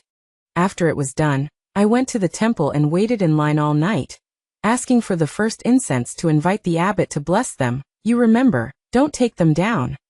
She instructed me. Wow, thank you so much. It's so touching. I said embarrassedly. It fell. Suddenly Audrey exclaimed, only to see that the pendant she was holding with her other hand had fallen off. I quickly stuck my head out to help pick it up. She took the opportunity to reach out and hug my neck and kiss me on the lips. Damn it, I was forcibly kissed by a woman. What the? Tongue. Saliva. Disgusting. I reacted strongly, and pushed Audrey away.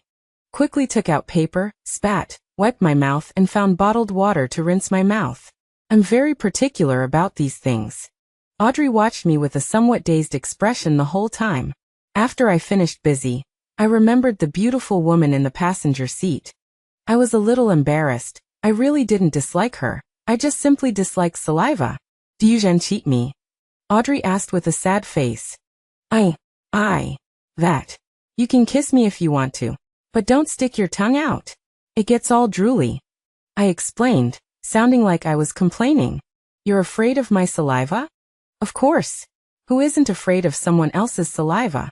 I frowned and looked at her, asking back. Holy crap. Under my gaze, Audrey's brain obviously short-circuited, and she stared at me dumbfounded. After a long while, she finally reacted and awkwardly pulled out a tissue to wipe her mouth.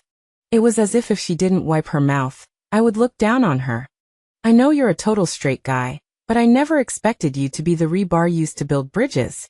No wonder you always threw away the drinks and milk I let you try. So you freaking hated my saliva all along. Audrey said somewhat hysterically, after pretending to wipe her mouth. She even started cursing. Saliva, you know? Don't you think it's disgusting? I still frowned and asked back. This was my honest opinion. You wouldn't think it's disgusting if you liked the person. I can't do that. I even cut off the part my grandma ate from the food before I eat it. Hearing this, Audrey looked at me with a hurt expression, utterly speechless. My eyes were as firm as if I was joining the Communist Party as I looked at her. This was my unshakable principle, to prevent her from doing disgusting surprise attacks again. After 3 minutes of silent staring, Audrey looked away and said, facing forward, "Jasper, let's date?" No. Hearing this, Audrey turned her head and asked, looking at me, "Are you not satisfied with me? Or do you think I'm not pretty enough?" "No, I'm very satisfied with you, and I think you're very pretty." "Then why won't you date me?" "Too much trouble." "You think I'm troublesome?" "No, I don't think you're troublesome. I just think it's too much trouble to break up after graduation. It's better not to date. Besides, we only have 1 year left until graduation. It's better to use this year to learn more knowledge and do something meaningful. Why date? Isn't that a waste of time?" Although my grandma wanted me to find a girlfriend in school, and then get married and have children after graduation. But I also told her about the theory that graduation season is breakup season, and she agreed after hearing it. Audrey looked at me strangely and said, "Why do we have to break up after graduation?" "Everyone says so. Don't you know?" "I don't know. Graduation season is breakup season. My roommates are basically all dating. This thing is." I talked at length about the reasons why people break up after graduation. And another thing you don't know, dating itself is especially troublesome. You have to consider the other person's feelings, spend time chatting, say hello morning, noon, and night, remember holidays and the other person's birthday, choose gifts, and, as I spoke, I suddenly remembered Clara's agreement. Suddenly I felt it from my heart. I wanted to cry a little. I'm freaking doing these things now, sending those meaningless greetings every morning, noon, and night. And Clara sometimes replies, sometimes doesn't. If you really want to date, then you can date someone else first. I still have a bunch of troublesome things to deal with right now. I don't have time. If you still want to date me when I have time, we can see and discuss it. I refused irritably, but didn't want to offend her, so I said, after all, it would be bad if this matter caused a rift between such a good right-hand man. Audrey looked at me like I was a monster. This is the best option right now. Anyway, we're so familiar, let's just say whatever's on our minds. Don't be embarrassed, we can discuss everything. Discuss your head. Audrey picked up the 2 wooden sticks she had asked for, and threw them into my arms, getting out of the car angrily. The car door slammed shut with a loud bang. "Hey, aren't you going to eat?" I quickly pressed the power button, lowered the car window, and shouted loudly, "Not eating, you made me too angry." Audrey said without looking back, "Work is work, don't let this affect your work. If you get lost." Audrey threw down a word and ran away. Seeing her run away, I sighed and continued to finish the words I hadn't said. "If you really want to date me, we can only date in our spare time, just to experience it." Picking up the 2 wooden sticks and hanging them up, I thought, forget it, dating is too troublesome. The things in Clara's agreement are probably even more troublesome than dating. I had to serve 2 masters and still had to study hard in high school. It was really miserable. Now I have to serve 2 masters again, and still do research. Wow, I really don't want to go through this life again. I was very busy before the start of school. I had to summarize everything I learned in the UK, and had meetings and discussions every day. I was even busier after the start of school. The student union also had a lot of things to do.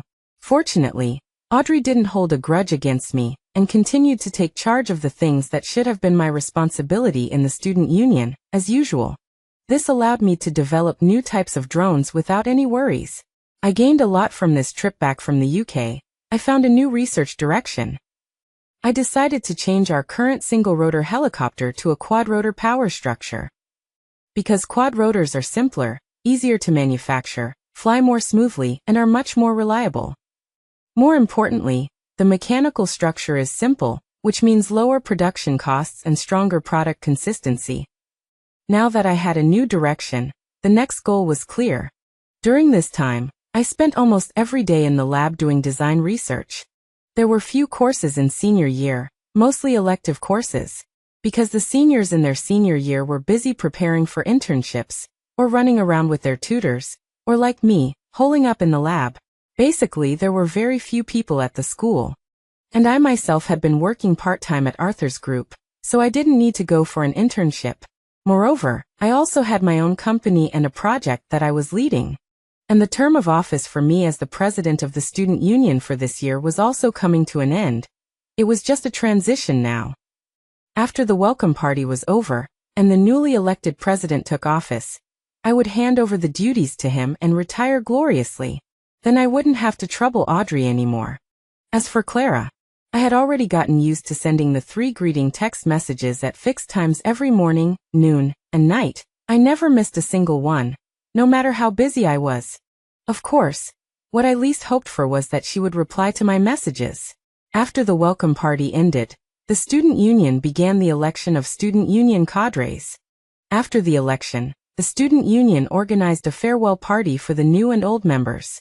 Under Audrey's phone urging, I had no choice but to stop what I was doing and pick up Clara to go to the hotel together. Clara also joined the student union this year. But this Clara, I don't know what she had taken the wrong medicine these past 2 days. She would get angry if I sent my text messages a few seconds late, and now that we had met, she was constantly finding fault with me. She wouldn't say what was going on no matter what I asked. At the cocktail party, after I and the new president gave our speeches on stage, Audrey was the last one to go on stage, and after she went on stage, she actually announced on the spot that I was dating her. Holy crap. A one-sided announcement. The farewell party had just begun, and it had already reached its climax. After all, I was the most outstanding student in this year's class, with the thickest foundation, and a popular figure.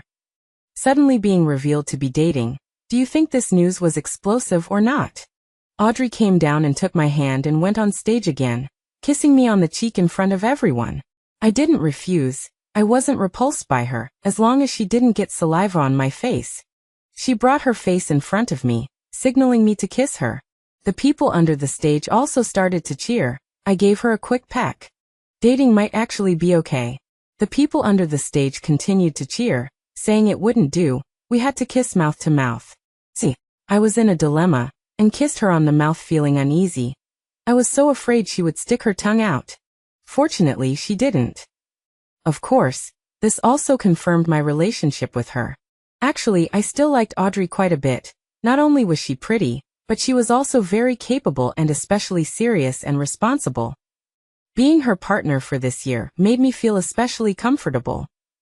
If we didn't break up after graduation, it would be pretty good to marry her as a wife. Although she wasn't from the countryside, she was just from a small county town. Her family background was a little better than mine, but my family had land, so it was considered a good match. Moreover, she was really diligent and hardworking. I thought that if I had her at home, I wouldn't have to worry so much about either home or work. Clara had been staring at me with a blank expression. I knew she was in a bad mood these past 2 days. After the excitement had subsided, I took Audrey's hand and sat back at the dining table. Clara asked me in a low voice, "When did this happen?" I thought about it and said, "The day I came to school, I guess." "Why, Adba?" Clara asked, pressing. "We kissed that day." Clara didn't say anything more. Audrey didn't ask me who she was. I guess they met at the student union. She just took my arm and toasted Clara. Clara ignored her, so I drank it for her. Even though we're both from wealthy families, Clara is far inferior to Arthur in many ways. That's my honest opinion. At this point, people started coming to toast Audrey and me, making us look like a real married couple. Clara left at some point without me noticing. I was drunk and didn't pay attention to her. After dinner, they organized a second round of karaoke. By the end of it, I was completely wasted. Audrey booked a room and had some male classmates help me in. Even though I was dead drunk, I still insisted on going back to the dormitory. But Audrey didn't do that, and lied that we were already at the dormitory. I could actually tell whether I was in the dormitory or not. We're boyfriend and girlfriend now. Are you afraid I'll eat you if you sleep with me? Audrey said, wiping my face a little annoyed. My grandma said men and women shouldn't touch hands or exchange items. It's proper etiquette. I mumbled with my eyes closed, while pulling out my phone to make a call. I hadn't sent Clara her nightly greeting yet. Even though I was already drunk, I didn't forget about it. Not because I was afraid of losing 30 million, but because I have a strong sense of contract. Of course, I couldn't possibly type in this condition, so I just decided to call. At this time, the water boiled. Audrey got up to wash a cup, took out tea leaves and made me a large cup of strong tea. "Jasper, we're a couple. Couples can sleep together," she said while making tea at the small table. "No, we're not married yet, so we can't sleep together. My grandma said that both men and women should save their fidelity for their wedding night.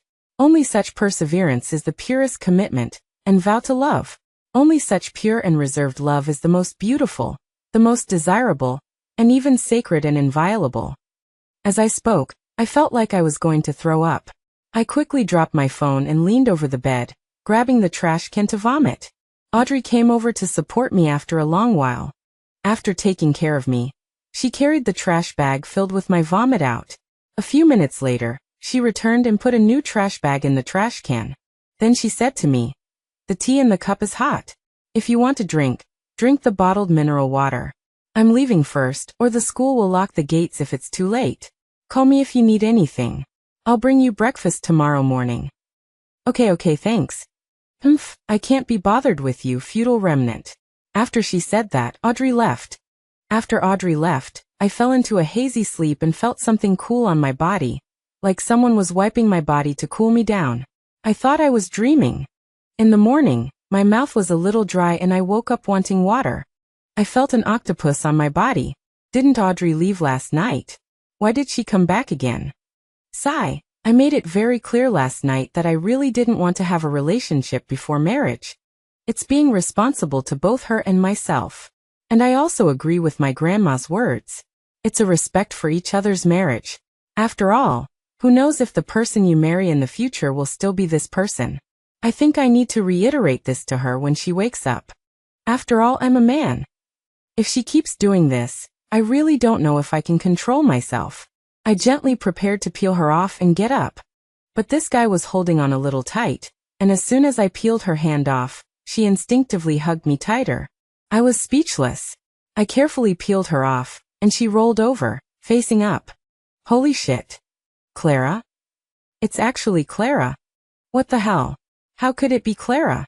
In an instant, all my soul and spirit were scared away. I'm going to die. How am I going to explain this to Brother Arthur? I quietly got out of bed. I looked down and saw that I wasn't wearing my own clothes from yesterday, but a hotel bathrobe. I'm about to cry. Last night I dreamt that someone was wiping my body. It seems it was her who wiped it for me. I immediately looked around, wanting to find my own clothes. Where are they? Bathroom. Not there. Under the bed. Not there. Holy shit, where are my clothes? Grandma, are you trying to kill me? Clara woke up slowly, covered her head with the quilt, and only left her eyes innocently looking at me. What the hell? What does that look of hers mean? Tell me, why are you here? I didn't want to beat around the bush with this crazy woman, so I just opened my mouth and questioned her quietly. Your girlfriend left you here alone. I was worried about you. Who knew? Who knew your mom? Tell me, how did you find this place? I didn't want to talk nonsense with her. Jasper, you're being mean to me. I'm telling you, you're dead today. Clara pulled down the quilt, sat up, stretched out her hand and pointed at me fiercely. She was also wearing a bathrobe, and there was nothing inside, and half of her breasts were exposed. I quickly turned my head away, not looking at her. She suddenly realized that she almost showed too much. Her face turned red, and she quickly lay down, covering the quilt in its original position. I remember I called her last night, but she didn't answer. I picked up the phone on the bedside table and checked the call duration. I saw that the call lasted for nearly an hour. I roughly guessed the situation. Last night, I called her, and she answered instantly, so I didn't hear the beeping sound and thought I didn't get through. Then I threw up and forgot about it. So she heard all of my conversation with Audrey. It wouldn't be difficult to find out which room I was staying in. There were so many classmates together yesterday, and I wasn't the only one who was drunk. Many also booked rooms here. You could find out by asking around. As for how she got into the room, that's not difficult for her at all. I'm really being killed by her. I stood by the bed, looking at Clara hiding in the quilt with her two eyes exposed, and I felt like dying. Clara, you're a psycho. I muttered in a low, sorrowful voice. I took care of you all night last night, and you're still scolding me? You can die. Clara sat up again, grabbed a pillow and threw it at me, then immediately pulled the quilt up a bit and covered her chest. Keep your voice down. Thank you for last night. Get up quickly, change your clothes and leave this place. I beg you, Grandma. I took the pillow, threw it on the sofa, and pleaded. I wasn't sure when Audrey would come to deliver breakfast, and there were many student union members staying on this floor. I won't. Audrey will come to deliver breakfast. If she sees this later, she will misunderstand. If things get out of hand, it will be ugly. Misunderstand what? You last night took my virginity. Don't you want to be responsible? Clara said hesitantly and shyly. Hearing this, I was angry. I glared at her and said, you can't joke about that. We are all adults. We need to know what jokes can be made and what jokes can't be made, have a sense of proportion. That's my bottom line. Humph, scum, you yelled at me twice, and now you want to pull up your pants and not admit it? Clara questioned me fiercely. Grandma, we are all people with higher education. Alcohol has an inhibitory effect on the central nervous system. In a state of heavy intoxication, it not only cannot stimulate desire, but will hinder the transmission of sexual impulses. I can't even get an erection. How could I take your virginity? Get up quickly and leave immediately. You can do whatever you want to me later, but you can't make this kind of joke anymore. I coaxed. I still understood Clara. We had been arguing for so long in high school. She became stronger when she faced strong opponents. As expected, Clara's momentum suddenly dropped when she heard this. Her voice was obviously much quieter as she said, but you slept with me too. I've never slept in the same bed with any man since I was a child. Anyway, you slept with me, and you have to be responsible. I didn't reply, but stared at her. Clara was a little flustered by my stare, and lay back down. She shrank in the quilt, exposing two eyes to look at me. Damn it, she's pretending to be innocent again, pretending to be a victim. Clara, tell me, what did I ever do to offend you? It's one thing you stole my toilet paper in the bathroom, but now you're so bold that you even dare to climb onto a man's bed. Are you really willing to sacrifice your reputation to mess with me? I questioned. You gave the pen I gave you to someone else. Tisk, I'm sorry, there's a reason, please hear me out. Hearing this, I found the root cause, and hurriedly explained in a low voice how I had given away the pen. I don't want to hear your explanation. You giving away something I gave you is disrespectful to me, she said after listening to my explanation. Holy shit. Why the hell did you wait until I finished explaining to say you didn't want to hear it? I'm sorry, I was wrong. I admitted my mistake very readily, because I just wanted to know what she wanted to do. Did you sleep in the same bed with me last night? Yes. Then did you take advantage of me and sleep with me? I failed to live up to your good intentions, but that kind of sleep wasn't that kind of sleep. Fine, you won't admit it, then I'll call my dad now and let him handle it. Clara said, reaching for her phone on the bedside table to make a call. Let her call her dad? That would be the end of me. Although I could explain, and so many classmates could testify, I could prove my innocence. But even if I explained and proved it, could things just go back to normal? I slept in the same bed as Arthur's future wife. Even if nothing happened, wouldn't my best friend feel uncomfortable in his heart? Damn it, this woman is trying to kill me. With a thud, I knelt down directly and begged. Grandma, you are the reincarnation of the compassionate goddess of mercy. Please let me go. You were rude to me twice this morning. Clara said smugly, seeing this. I deserve to die. Please punish me, Grandma, I begged humbly. Good attitude, I forgive you. That's it. I didn't react for a moment. You can get up now. I quickly and obediently got up. As a reward, I'm upgrading you from my follower to my boyfriend. Clara said something that really dropped a bomb. Then I'd rather stay kneeling. Jasper. Clara shouted angrily. Beep beep.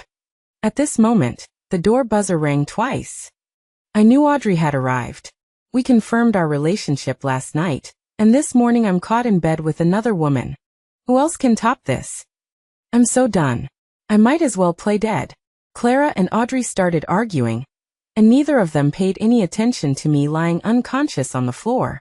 During their argument, I learned that this was their second fight. The first one was about that fountain pen. I said yesterday at the gathering, Audrey saw Clara next to me and didn't even ask who she was, she just went to toast her. Clara didn't drink, and she didn't show any anger at all. So, that was a show of dominance. Women are so troublesome. I never even thought about dating in the first place. Audrey forced me into it. The commotion was so big that the floor service staff also came. I suddenly got up, and under the dumbfounded gaze of the two women, I grabbed my phone and keys, and ran out in my pajamas. If I didn't run and the classmates came to watch, I'd be even more socially dead. I went to the underground parking lot, drove my Wrangler straight to the mall, and bought a new set of clothes from head to toe. Back at school, I sent Audrey a text message with 2 words. Let's break up. Audrey replied with 2 words. Liar. I knew what she meant. She must be talking about how yesterday I said that whether it's a man or a woman, they should save their virginity for their wedding night and so on. But as soon as she left, I slept with another woman. I couldn't be bothered to explain. It was my first time dating, and from confirming the relationship to breaking up, it wasn't even 24 hours. The love triangle, the affair, getting caught, arguing, breaking up. Things that people might experience in 10 years of dating, I experienced it all in one morning. This kind of love is something even dogs don't want. I didn't send any messages to Clara, either, all day long. If I had to break the agreement, so be it. I wasn't going to spoil her. If she wanted compensation, she could ask her dad for it. I was going to give up on the whole thing. For the next month or so, I didn't leave the laboratory. I ate and slept there. Until Arthur called me and said that Clara had too many suitors, which was seriously affecting her life and safety, and he hoped that I would pretend to be her boyfriend to deter these suitors. Holy shit, how corny. Clara is lying to you. She is indeed very beautiful, and she does have no shortage of suitors, but where is this? The gathering place for winners who cross the bridge of thousands of troops. China's top university. Everyone has gone through all kinds of hardships to get in. Why would they ruin their future by harassing her? And even if that's really the case, is this something you can ask your brother to help with? Pretending to be your future wife's boyfriend to deter her other suitors, to even come up with this solution. Arthur, you wouldn't be the Hulk, would you? If I were a scumbag, I would definitely dye Arthur a deep green. I didn't dare say these words. After all these years, Arthur still loves Clara very much in his heart, I know that. Oh, I couldn't be bothered to explain it. I just used the excuse that I had a girlfriend to get out of it. But Clara had already told him I broke up. The result was that Arthur called me several times a day to plead with me, which was seriously affecting my research and life. No matter how I helped him analyze the situation, he just wouldn't listen. Anyway, he just said he believed in me, and only I could help her. I was really speechless. I really wanted to curse him. Are you just going to push your wife out like that? I reluctantly agreed to him. I had no choice. The first time I saw Clara, she took me to Audrey to get that fountain pen back. So awkward it's enjoyable. This saying is really true. I pretended that my soul was controlled by Clara. Like a puppet. I cooperated with Clara. I also changed my QQ signature. The former Jasper is dead. Hiss. Everyone, if you combine these information, you should understand. I really want to go back to the countryside. Then she used the excuse that she was afraid at night, and insisted that I move into her apartment in the professor's residential area and live with her. This is an old-fashioned bungalow with a yard, 4 bedrooms, 2 living rooms, 1 kitchen, and 3 bathrooms. It looks a bit retro from the outside, but the interior decoration, you can tell it was newly renovated before Clara came to live here. Very grand. It's good to have money. However, it's good, but I definitely can't live with her. If you're scared, just stay in the dormitory. Why do you have to live alone? So I firmly opposed. Jasper, don't be unreasonable. You're my boyfriend. If you don't live with me, will people believe that it's legitimate? The former president of the student union and the former secretary minister officially announced their relationship in the afternoon. And that night the former president of the student union kicked his girlfriend to sleep with a rich second-generation college girl. The whole school knows the bloody relationship between me and you. Do you want even more legitimacy?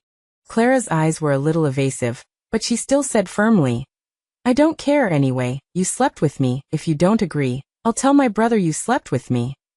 I looked at her, feeling like I had nothing to live for, then turned around and started to bend down to pack my things. You're not allowed to curse me in your heart. Clara ran in front of me, bent down and stared into my eyes, continuing to say. I rolled my eyes at her. You'll be punished for it, she continued. Holy shit. Clara, you're poisonous. When I moved into her house, I saw that there were 2 maids there. She lived alone, and needed 2 people to serve her? And she said she was scared? She hurriedly sent the 2 maids away that day. Damn it, couldn't you have arranged for them to leave before I came? Why do you have to do this? It's so awkward, okay? She got angry again when she saw my appearance. The rules she made for me were even more than the student handbook, and the punishments were all kinds of things. Damn it, did I come here to be a slave? But no matter how many rules you make, if I don't obey, what can you do to me? Have the ability to break up. Hesitating for a second would be disrespectful to my name, Jasper the Casanova. Grandma taught me since I was little. One dark cloud can't block all the sunlight. One fall can't stain your whole life. Just being a boyfriend to a rich heiress, what's the big deal? Suddenly, an idea popped into my head. The reason Arthur is pushing me towards Clara like this. Could it be because he wants to break off the engagement? Clara is a pervert, savage, unreasonable, and violent. Besides being beautiful, she's practically useless. And I believe Arthur is definitely not the kind of person who only likes superficial beauty. Besides, marrying a woman like Clara is just endless internal friction. My Arthur is a proper young master of a wealthy family.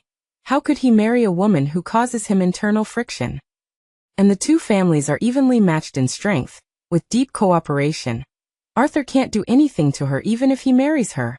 Ugh, the more I think about it, the more I think it's true. Otherwise, how could there be someone in this world who pushes his wife towards another man? At this moment, I understood everything. But I can't date Clara. Compared to her family background, describing ours as being as different as clouds and mud feels like an insult to the phrase.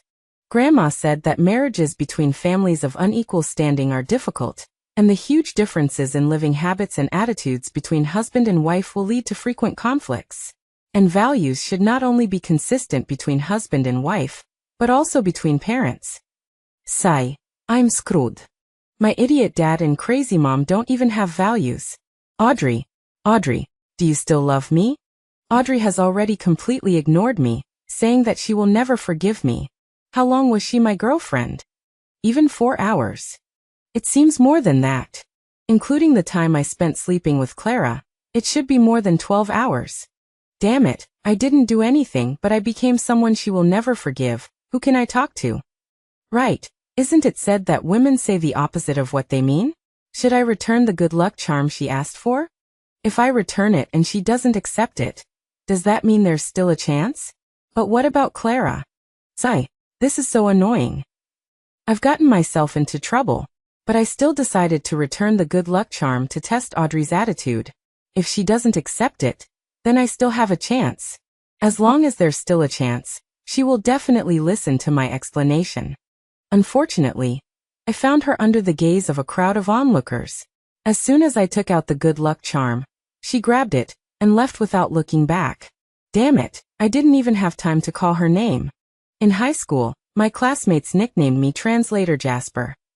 I had a great time during my 3 years of college, but I never expected to become Jasper the Casanova in my senior year. I've only kissed Audrey twice with both women, and I've never been honest with either of them. So how did I become Jasper the Casanova? Having heard the rumors, Clara actually took me to buy clothes as a reward.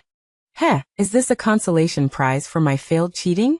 On the way back, she said her feet hurt. I was ready to carry her on my back like I used to. But she wanted to switch shoes with me. She was wearing shoes with heels. And I was such an idiot that I agreed. It made me suffer. But she laughed heartlessly. Why do you cover your face when you laugh? I asked naively. Haha. Because I think I look ugly when I laugh. But your hands are also ugly. Jasper. You've angered me, you're dead. She suddenly changed her expression and pushed me hard. I took advantage of the momentum and acted like I was pushed far away. And then I turned around breathlessly and said, Ouch! I'm back, your strength is so great, I felt like I was hit by a car just now. Jasper, I'm not done with you. She jumped up and was about to hit me. I'll shut you up. You want me to be your boyfriend, I won't spoil you. You chose this yourself. It's just that I'm wearing her heeled shoes, which makes me run a little comically, which made her happy again. Fortunately, she has classes during the day, and I have research to do. At night, I cook her a meal, bicker a bit, and then we sleep separately. Then on weekends, I accompany her to go shopping and have fun everywhere. And I can get a lot of benefits. Hey, this life is better than I imagined. Although she also tries to mess with me, her tricks are still a bit naive in front of me. She can only find a reason on the surface and take the opportunity to torment my body and mind. And I usually rub her IQ into the ground. One time while eating, I took a glass, filled it with ice cubes, and said to her while holding the glass, "Clara, let's make a bet." She looked at me with pursed lips wary. "Tell me what the bet is." "I bet you can't get the ice cubes out of the glass with your tongue." She took the glass and looked at it, and asked, "What if I get them out?" "I'll fulfill one of your perverted wishes." "You said it." "Yes, a promise is a promise." "Deal." Then she started trying to get the ice cubes out with her tongue. Then I excused myself to go to the bathroom, found a waiter, and told her that my girlfriend had some mental problems, and I was going to take a long bathroom break, and hoped she could take care of her. The waiter enthusiastically agreed.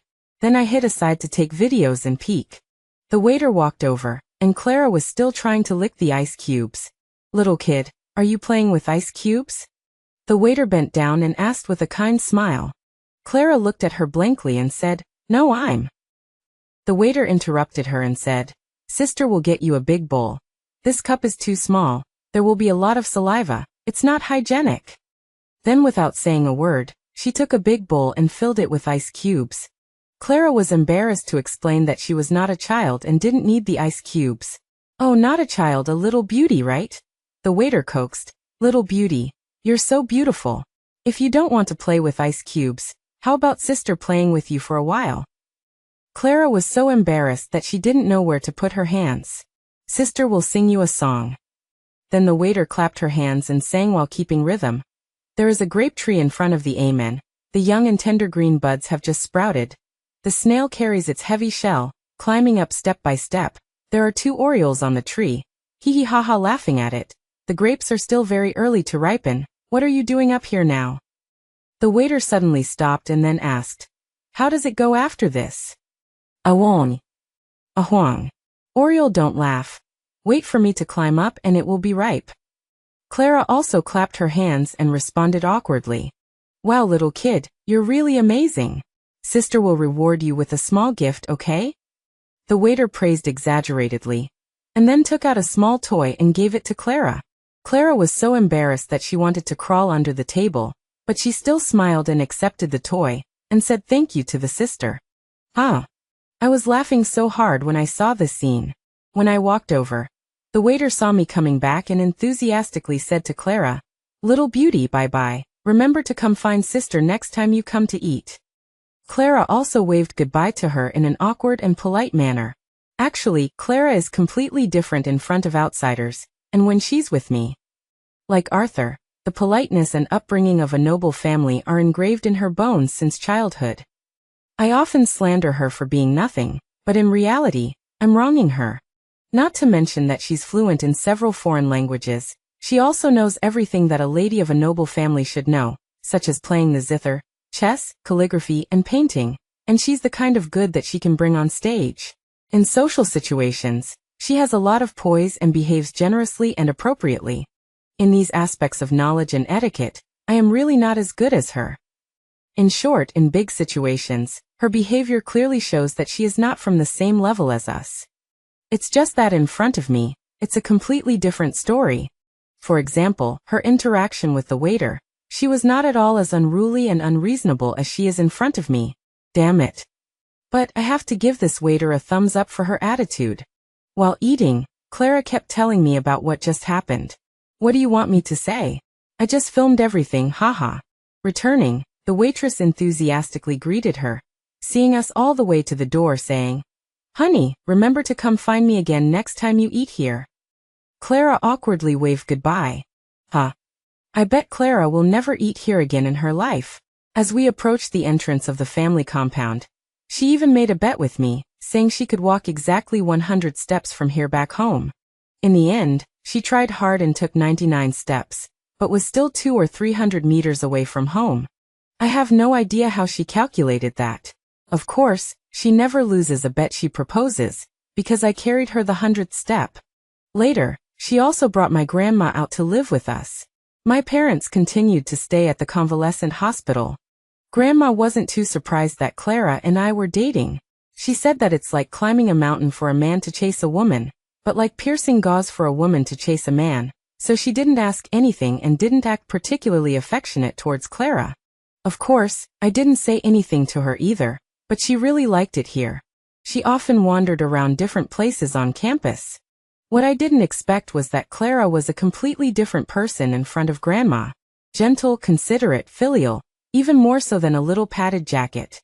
She spent most of her time after class accompanying Grandma around campus, and Grandma liked the humanities, so she could chat with her all the way, being extremely patient. Our relationship also escalated rapidly after Grandma came. It had to. She would sneak into my bed in the middle of the night. I didn't dare to shout loudly with Grandma around, and Clara was just a stubborn mule.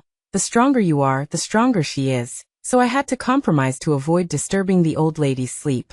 I also discovered a secret. When Clara sleeps, it feels like the whole bed is hers, with none of the elegance of a lady. But even though we slept in the same bed, I still stood my ground, and didn't do anything out of line besides kissing and hugging. My second year of graduate school. Being with Clara had become a habit for both of us. And our daily life was already like an old married couple. Jasper, when are you going to propose to me? After you graduate. Jasper, are you still thinking about Audrey? How could I be? Jasper, I have good news, Audrey got married. Jasper, do you like quiet girls or mischievous girls? Girls like you. Jasper, your new assistant seems quite quiet. I don't like quiet girls. Jasper, I want to eat mutton palma today. I'll make it tonight. Yay! This year when I graduated with my master's, my drone intelligent chip was successfully developed. The He and Lee families invested $1 billion in financing, diluting 10% of the shares. I didn't even need to pull in outside investors for financing. It was all digested internally. I immediately started preparing a processing plant, striving to be able to independently process all the accessories for quadcopter drones. Another year passed, and Arthur got engaged to a British woman. The He and Lee families were still very harmonious. I privately asked Arthur, "Weren't you and Clara betrothed since childhood?" Arthur looked at me incredulously and said, "What the heck, she's my sister, how could I be betrothed to her?" Get lost, you don't even have the same surname, and you said it yourself in high school. I frowned and asked, "This joke isn't funny at all. We're not even out of 5 generations of kinship. We're still relatives within 3 generations. How could we be betrothed?" Arthur said firmly, "You said it yourself in front of the whole class in high school.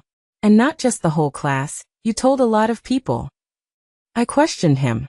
Alas, we were all kids back then, and we didn't know how to pursue girls properly. Her safety was really threatened. I had some status at school and entered high school a year earlier than her, so I was familiar with the situation. So my family told me to say that the purpose was to prevent those people with ulterior motives from continuing to harass Clara. Didn't you notice that after I said that, the school teachers didn't even ask her parents to come in to criticize or stop it? Arthur explained, looking at me strangely. "You're a capitalist. The school doesn't dare offend you." I said a little tiredly, "This misunderstanding is particularly harmful." "Nonsense, this is a matter of principle.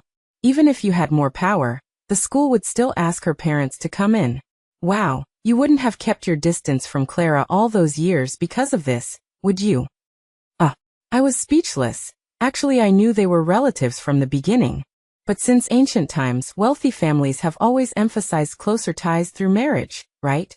And in modern times, even if they haven't left 5 generations, as long as they're relatives beyond 3 generations, they can still get married. It's just that I didn't expect them to not have left 3 generations.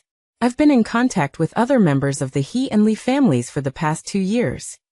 But I'm very busy. and the gatherings and chats are almost always polite, and I haven't really gone into detail about the interpersonal relationships of the two families. And I felt it would be impolite to ask that. It makes me seem like I want to covet wealth and power, so I avoided these kinds of topics. Therefore, I never asked. Alas. It's hard to explain in a word. Looks like it is, alas. Actually, Clara liked you since her sophomore year of high school, but she was a little hesitant because of the rumors about you at school.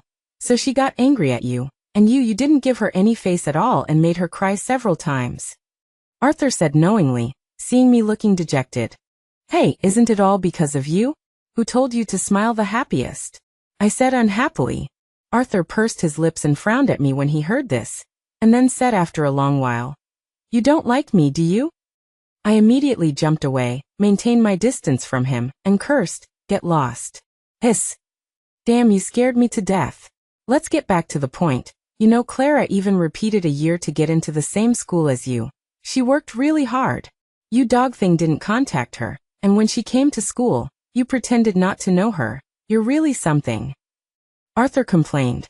I know the reason why Clara repeated a year, and I also know that she used Arthur's account to gossip about me during the winter and summer vacations of my freshman and sophomore years. I know everything, I just didn't know that they were relatives within 3 generations. Fortunately, I didn't miss out. After all, who doesn't love a beautiful rich heiress? I just couldn't let go. I explained awkwardly. In my heart, I was complaining that he was calling me a dog thing. If I wasn't trying to maintain his face, would I be like this? Bullshit, I know what you're thinking. Don't say it's for me. I won't appreciate that sentiment at all. And why didn't you ask me? I asked you to pretend to be her boyfriend. Shouldn't you have felt something was wrong? I thought you were the Hulk before, and then I guessed you wanted to break the engagement. I'm going to your uncle. You're the Hulk, okay? Sometimes I really can't figure you out. You're such a smart person. Don't you know what it means to ask someone you don't know? And you two have been living together for so long. You've even rolled into the same bed. You should have talked about everything. How come you didn't talk about this? I was speechless. This question is like a thorn in my heart, very sensitive, okay? How could I ask? I didn't answer him, and he continued. You're also a talent. You can actually stand not touching her, alas. It's not without reason that you're good at studying. At least your self-control is unmatched. And my parents and Clara's parents all think that the fact that drones can create so many advanced patents in such a short period of time has a lot to do with your virginity. Damn it, are you going to die? Can you talk properly? I was embarrassed to death when I heard that. Hey, Director Lee, you're already 27. Isn't it time to remove that director's hat? What are you talking about? I don't have any administration. Where did I get a director's hat? TSK, this director is not that director. Damn it, can you be a human being? Arthur laughed, bending forward and backward. I urged him to get out quickly. There were still people waiting outside for the ceremony. Brother, admitting you as my brother is the most worthwhile thing I've done in my life. Arthur said sincerely. After all, if he was really betrothed to Clara, and it was someone else, they would have been trying to steal his wall like crazy in order to move up. After Arthur's engagement ceremony, Grandma solemnly gave Clara the pen that she had always treasured. Clara cried, hugging the pen. This pen has a story. It was my grandfather's love token to my grandmother. Arthur knows, and Clara knows too. The meaning of Clara giving me that pen at the beginning was also to emulate the story of my grandparents. That's why she insisted on me taking her to get that pen back. I later found out that before Audrey's confession, Clara used Arthur's account to gossip about my university campus life, and she had already started chasing me. It's just that I'm so terribly straight. She forced me to write those follower agreements. She didn't dare to directly intrude into my life. It's because Grandma's love story is telling her everywhere about the gap between classes. She also felt Grandma's resentment from Grandma's story. So she wanted me to get used to her first, and slowly enter my life, then use small tricks to make me actively pursue her, so that everything becomes so smooth, and Grandma would have nothing to say. Who would have thought that Audrey would be so shameless, and directly initiated a kiss and hung on? So, she decided to throw all shame to the wind. See, Audrey really was a useful secretary, and now she's about to have a baby. I originally thought she'd waited for me for 2 years, incurring 2 years of sunk costs, and wouldn't be willing to just wait for me. Turns out I was overthinking things. We were only boyfriend and girlfriend for a few hours, and went through such a melodramatic situation. Yet she's marrying someone else. Wasn't my attitude when I asked for the pen back, and my QQ signature, obvious enough that I had my own difficulties? Damn it, what was I even expecting? I slapped myself. Clara. She's my girlfriend.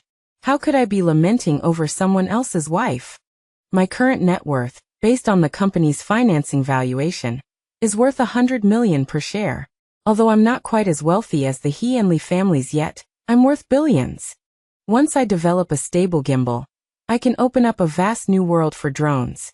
At that time, the company's market value will surpass the combined value of the He and Lee families. I'll be qualified to marry Clara. That day, I proposed to her. Our wedding and Arthur's wedding were held on the same day. It was a particularly grand wedding. In everyone's thank you gifts, I included an apricot that my grandmother personally planted. I hope that those who love me and those I love will have peace, joy, and fulfilling love for the rest of their lives. May everyone achieve their desires, obtain their expectations, walk on smooth paths, and lose only what is unloved. May there be much joy and constant peace. I just wonder if my grandfather is watching this scene from heaven. Jasper and his wife, Clara, thank you all for your support. New book. After the divorce, I met a fake tomboy. I've written 50,000 words, and it's also a sweet romance and daily life story. The male lead, Rowan, goes bankrupt and divorces his wife, Stella, for show. Stella immediately gets a marriage certificate with a childhood friend. Then, when Rowan tries to commit suicide on a bridge, he meets the female lead, Iris, who also wants to commit suicide. Iris is 18 years younger than Rowan. Iris's parents actually love her very much, but they risk being laid off to have a son.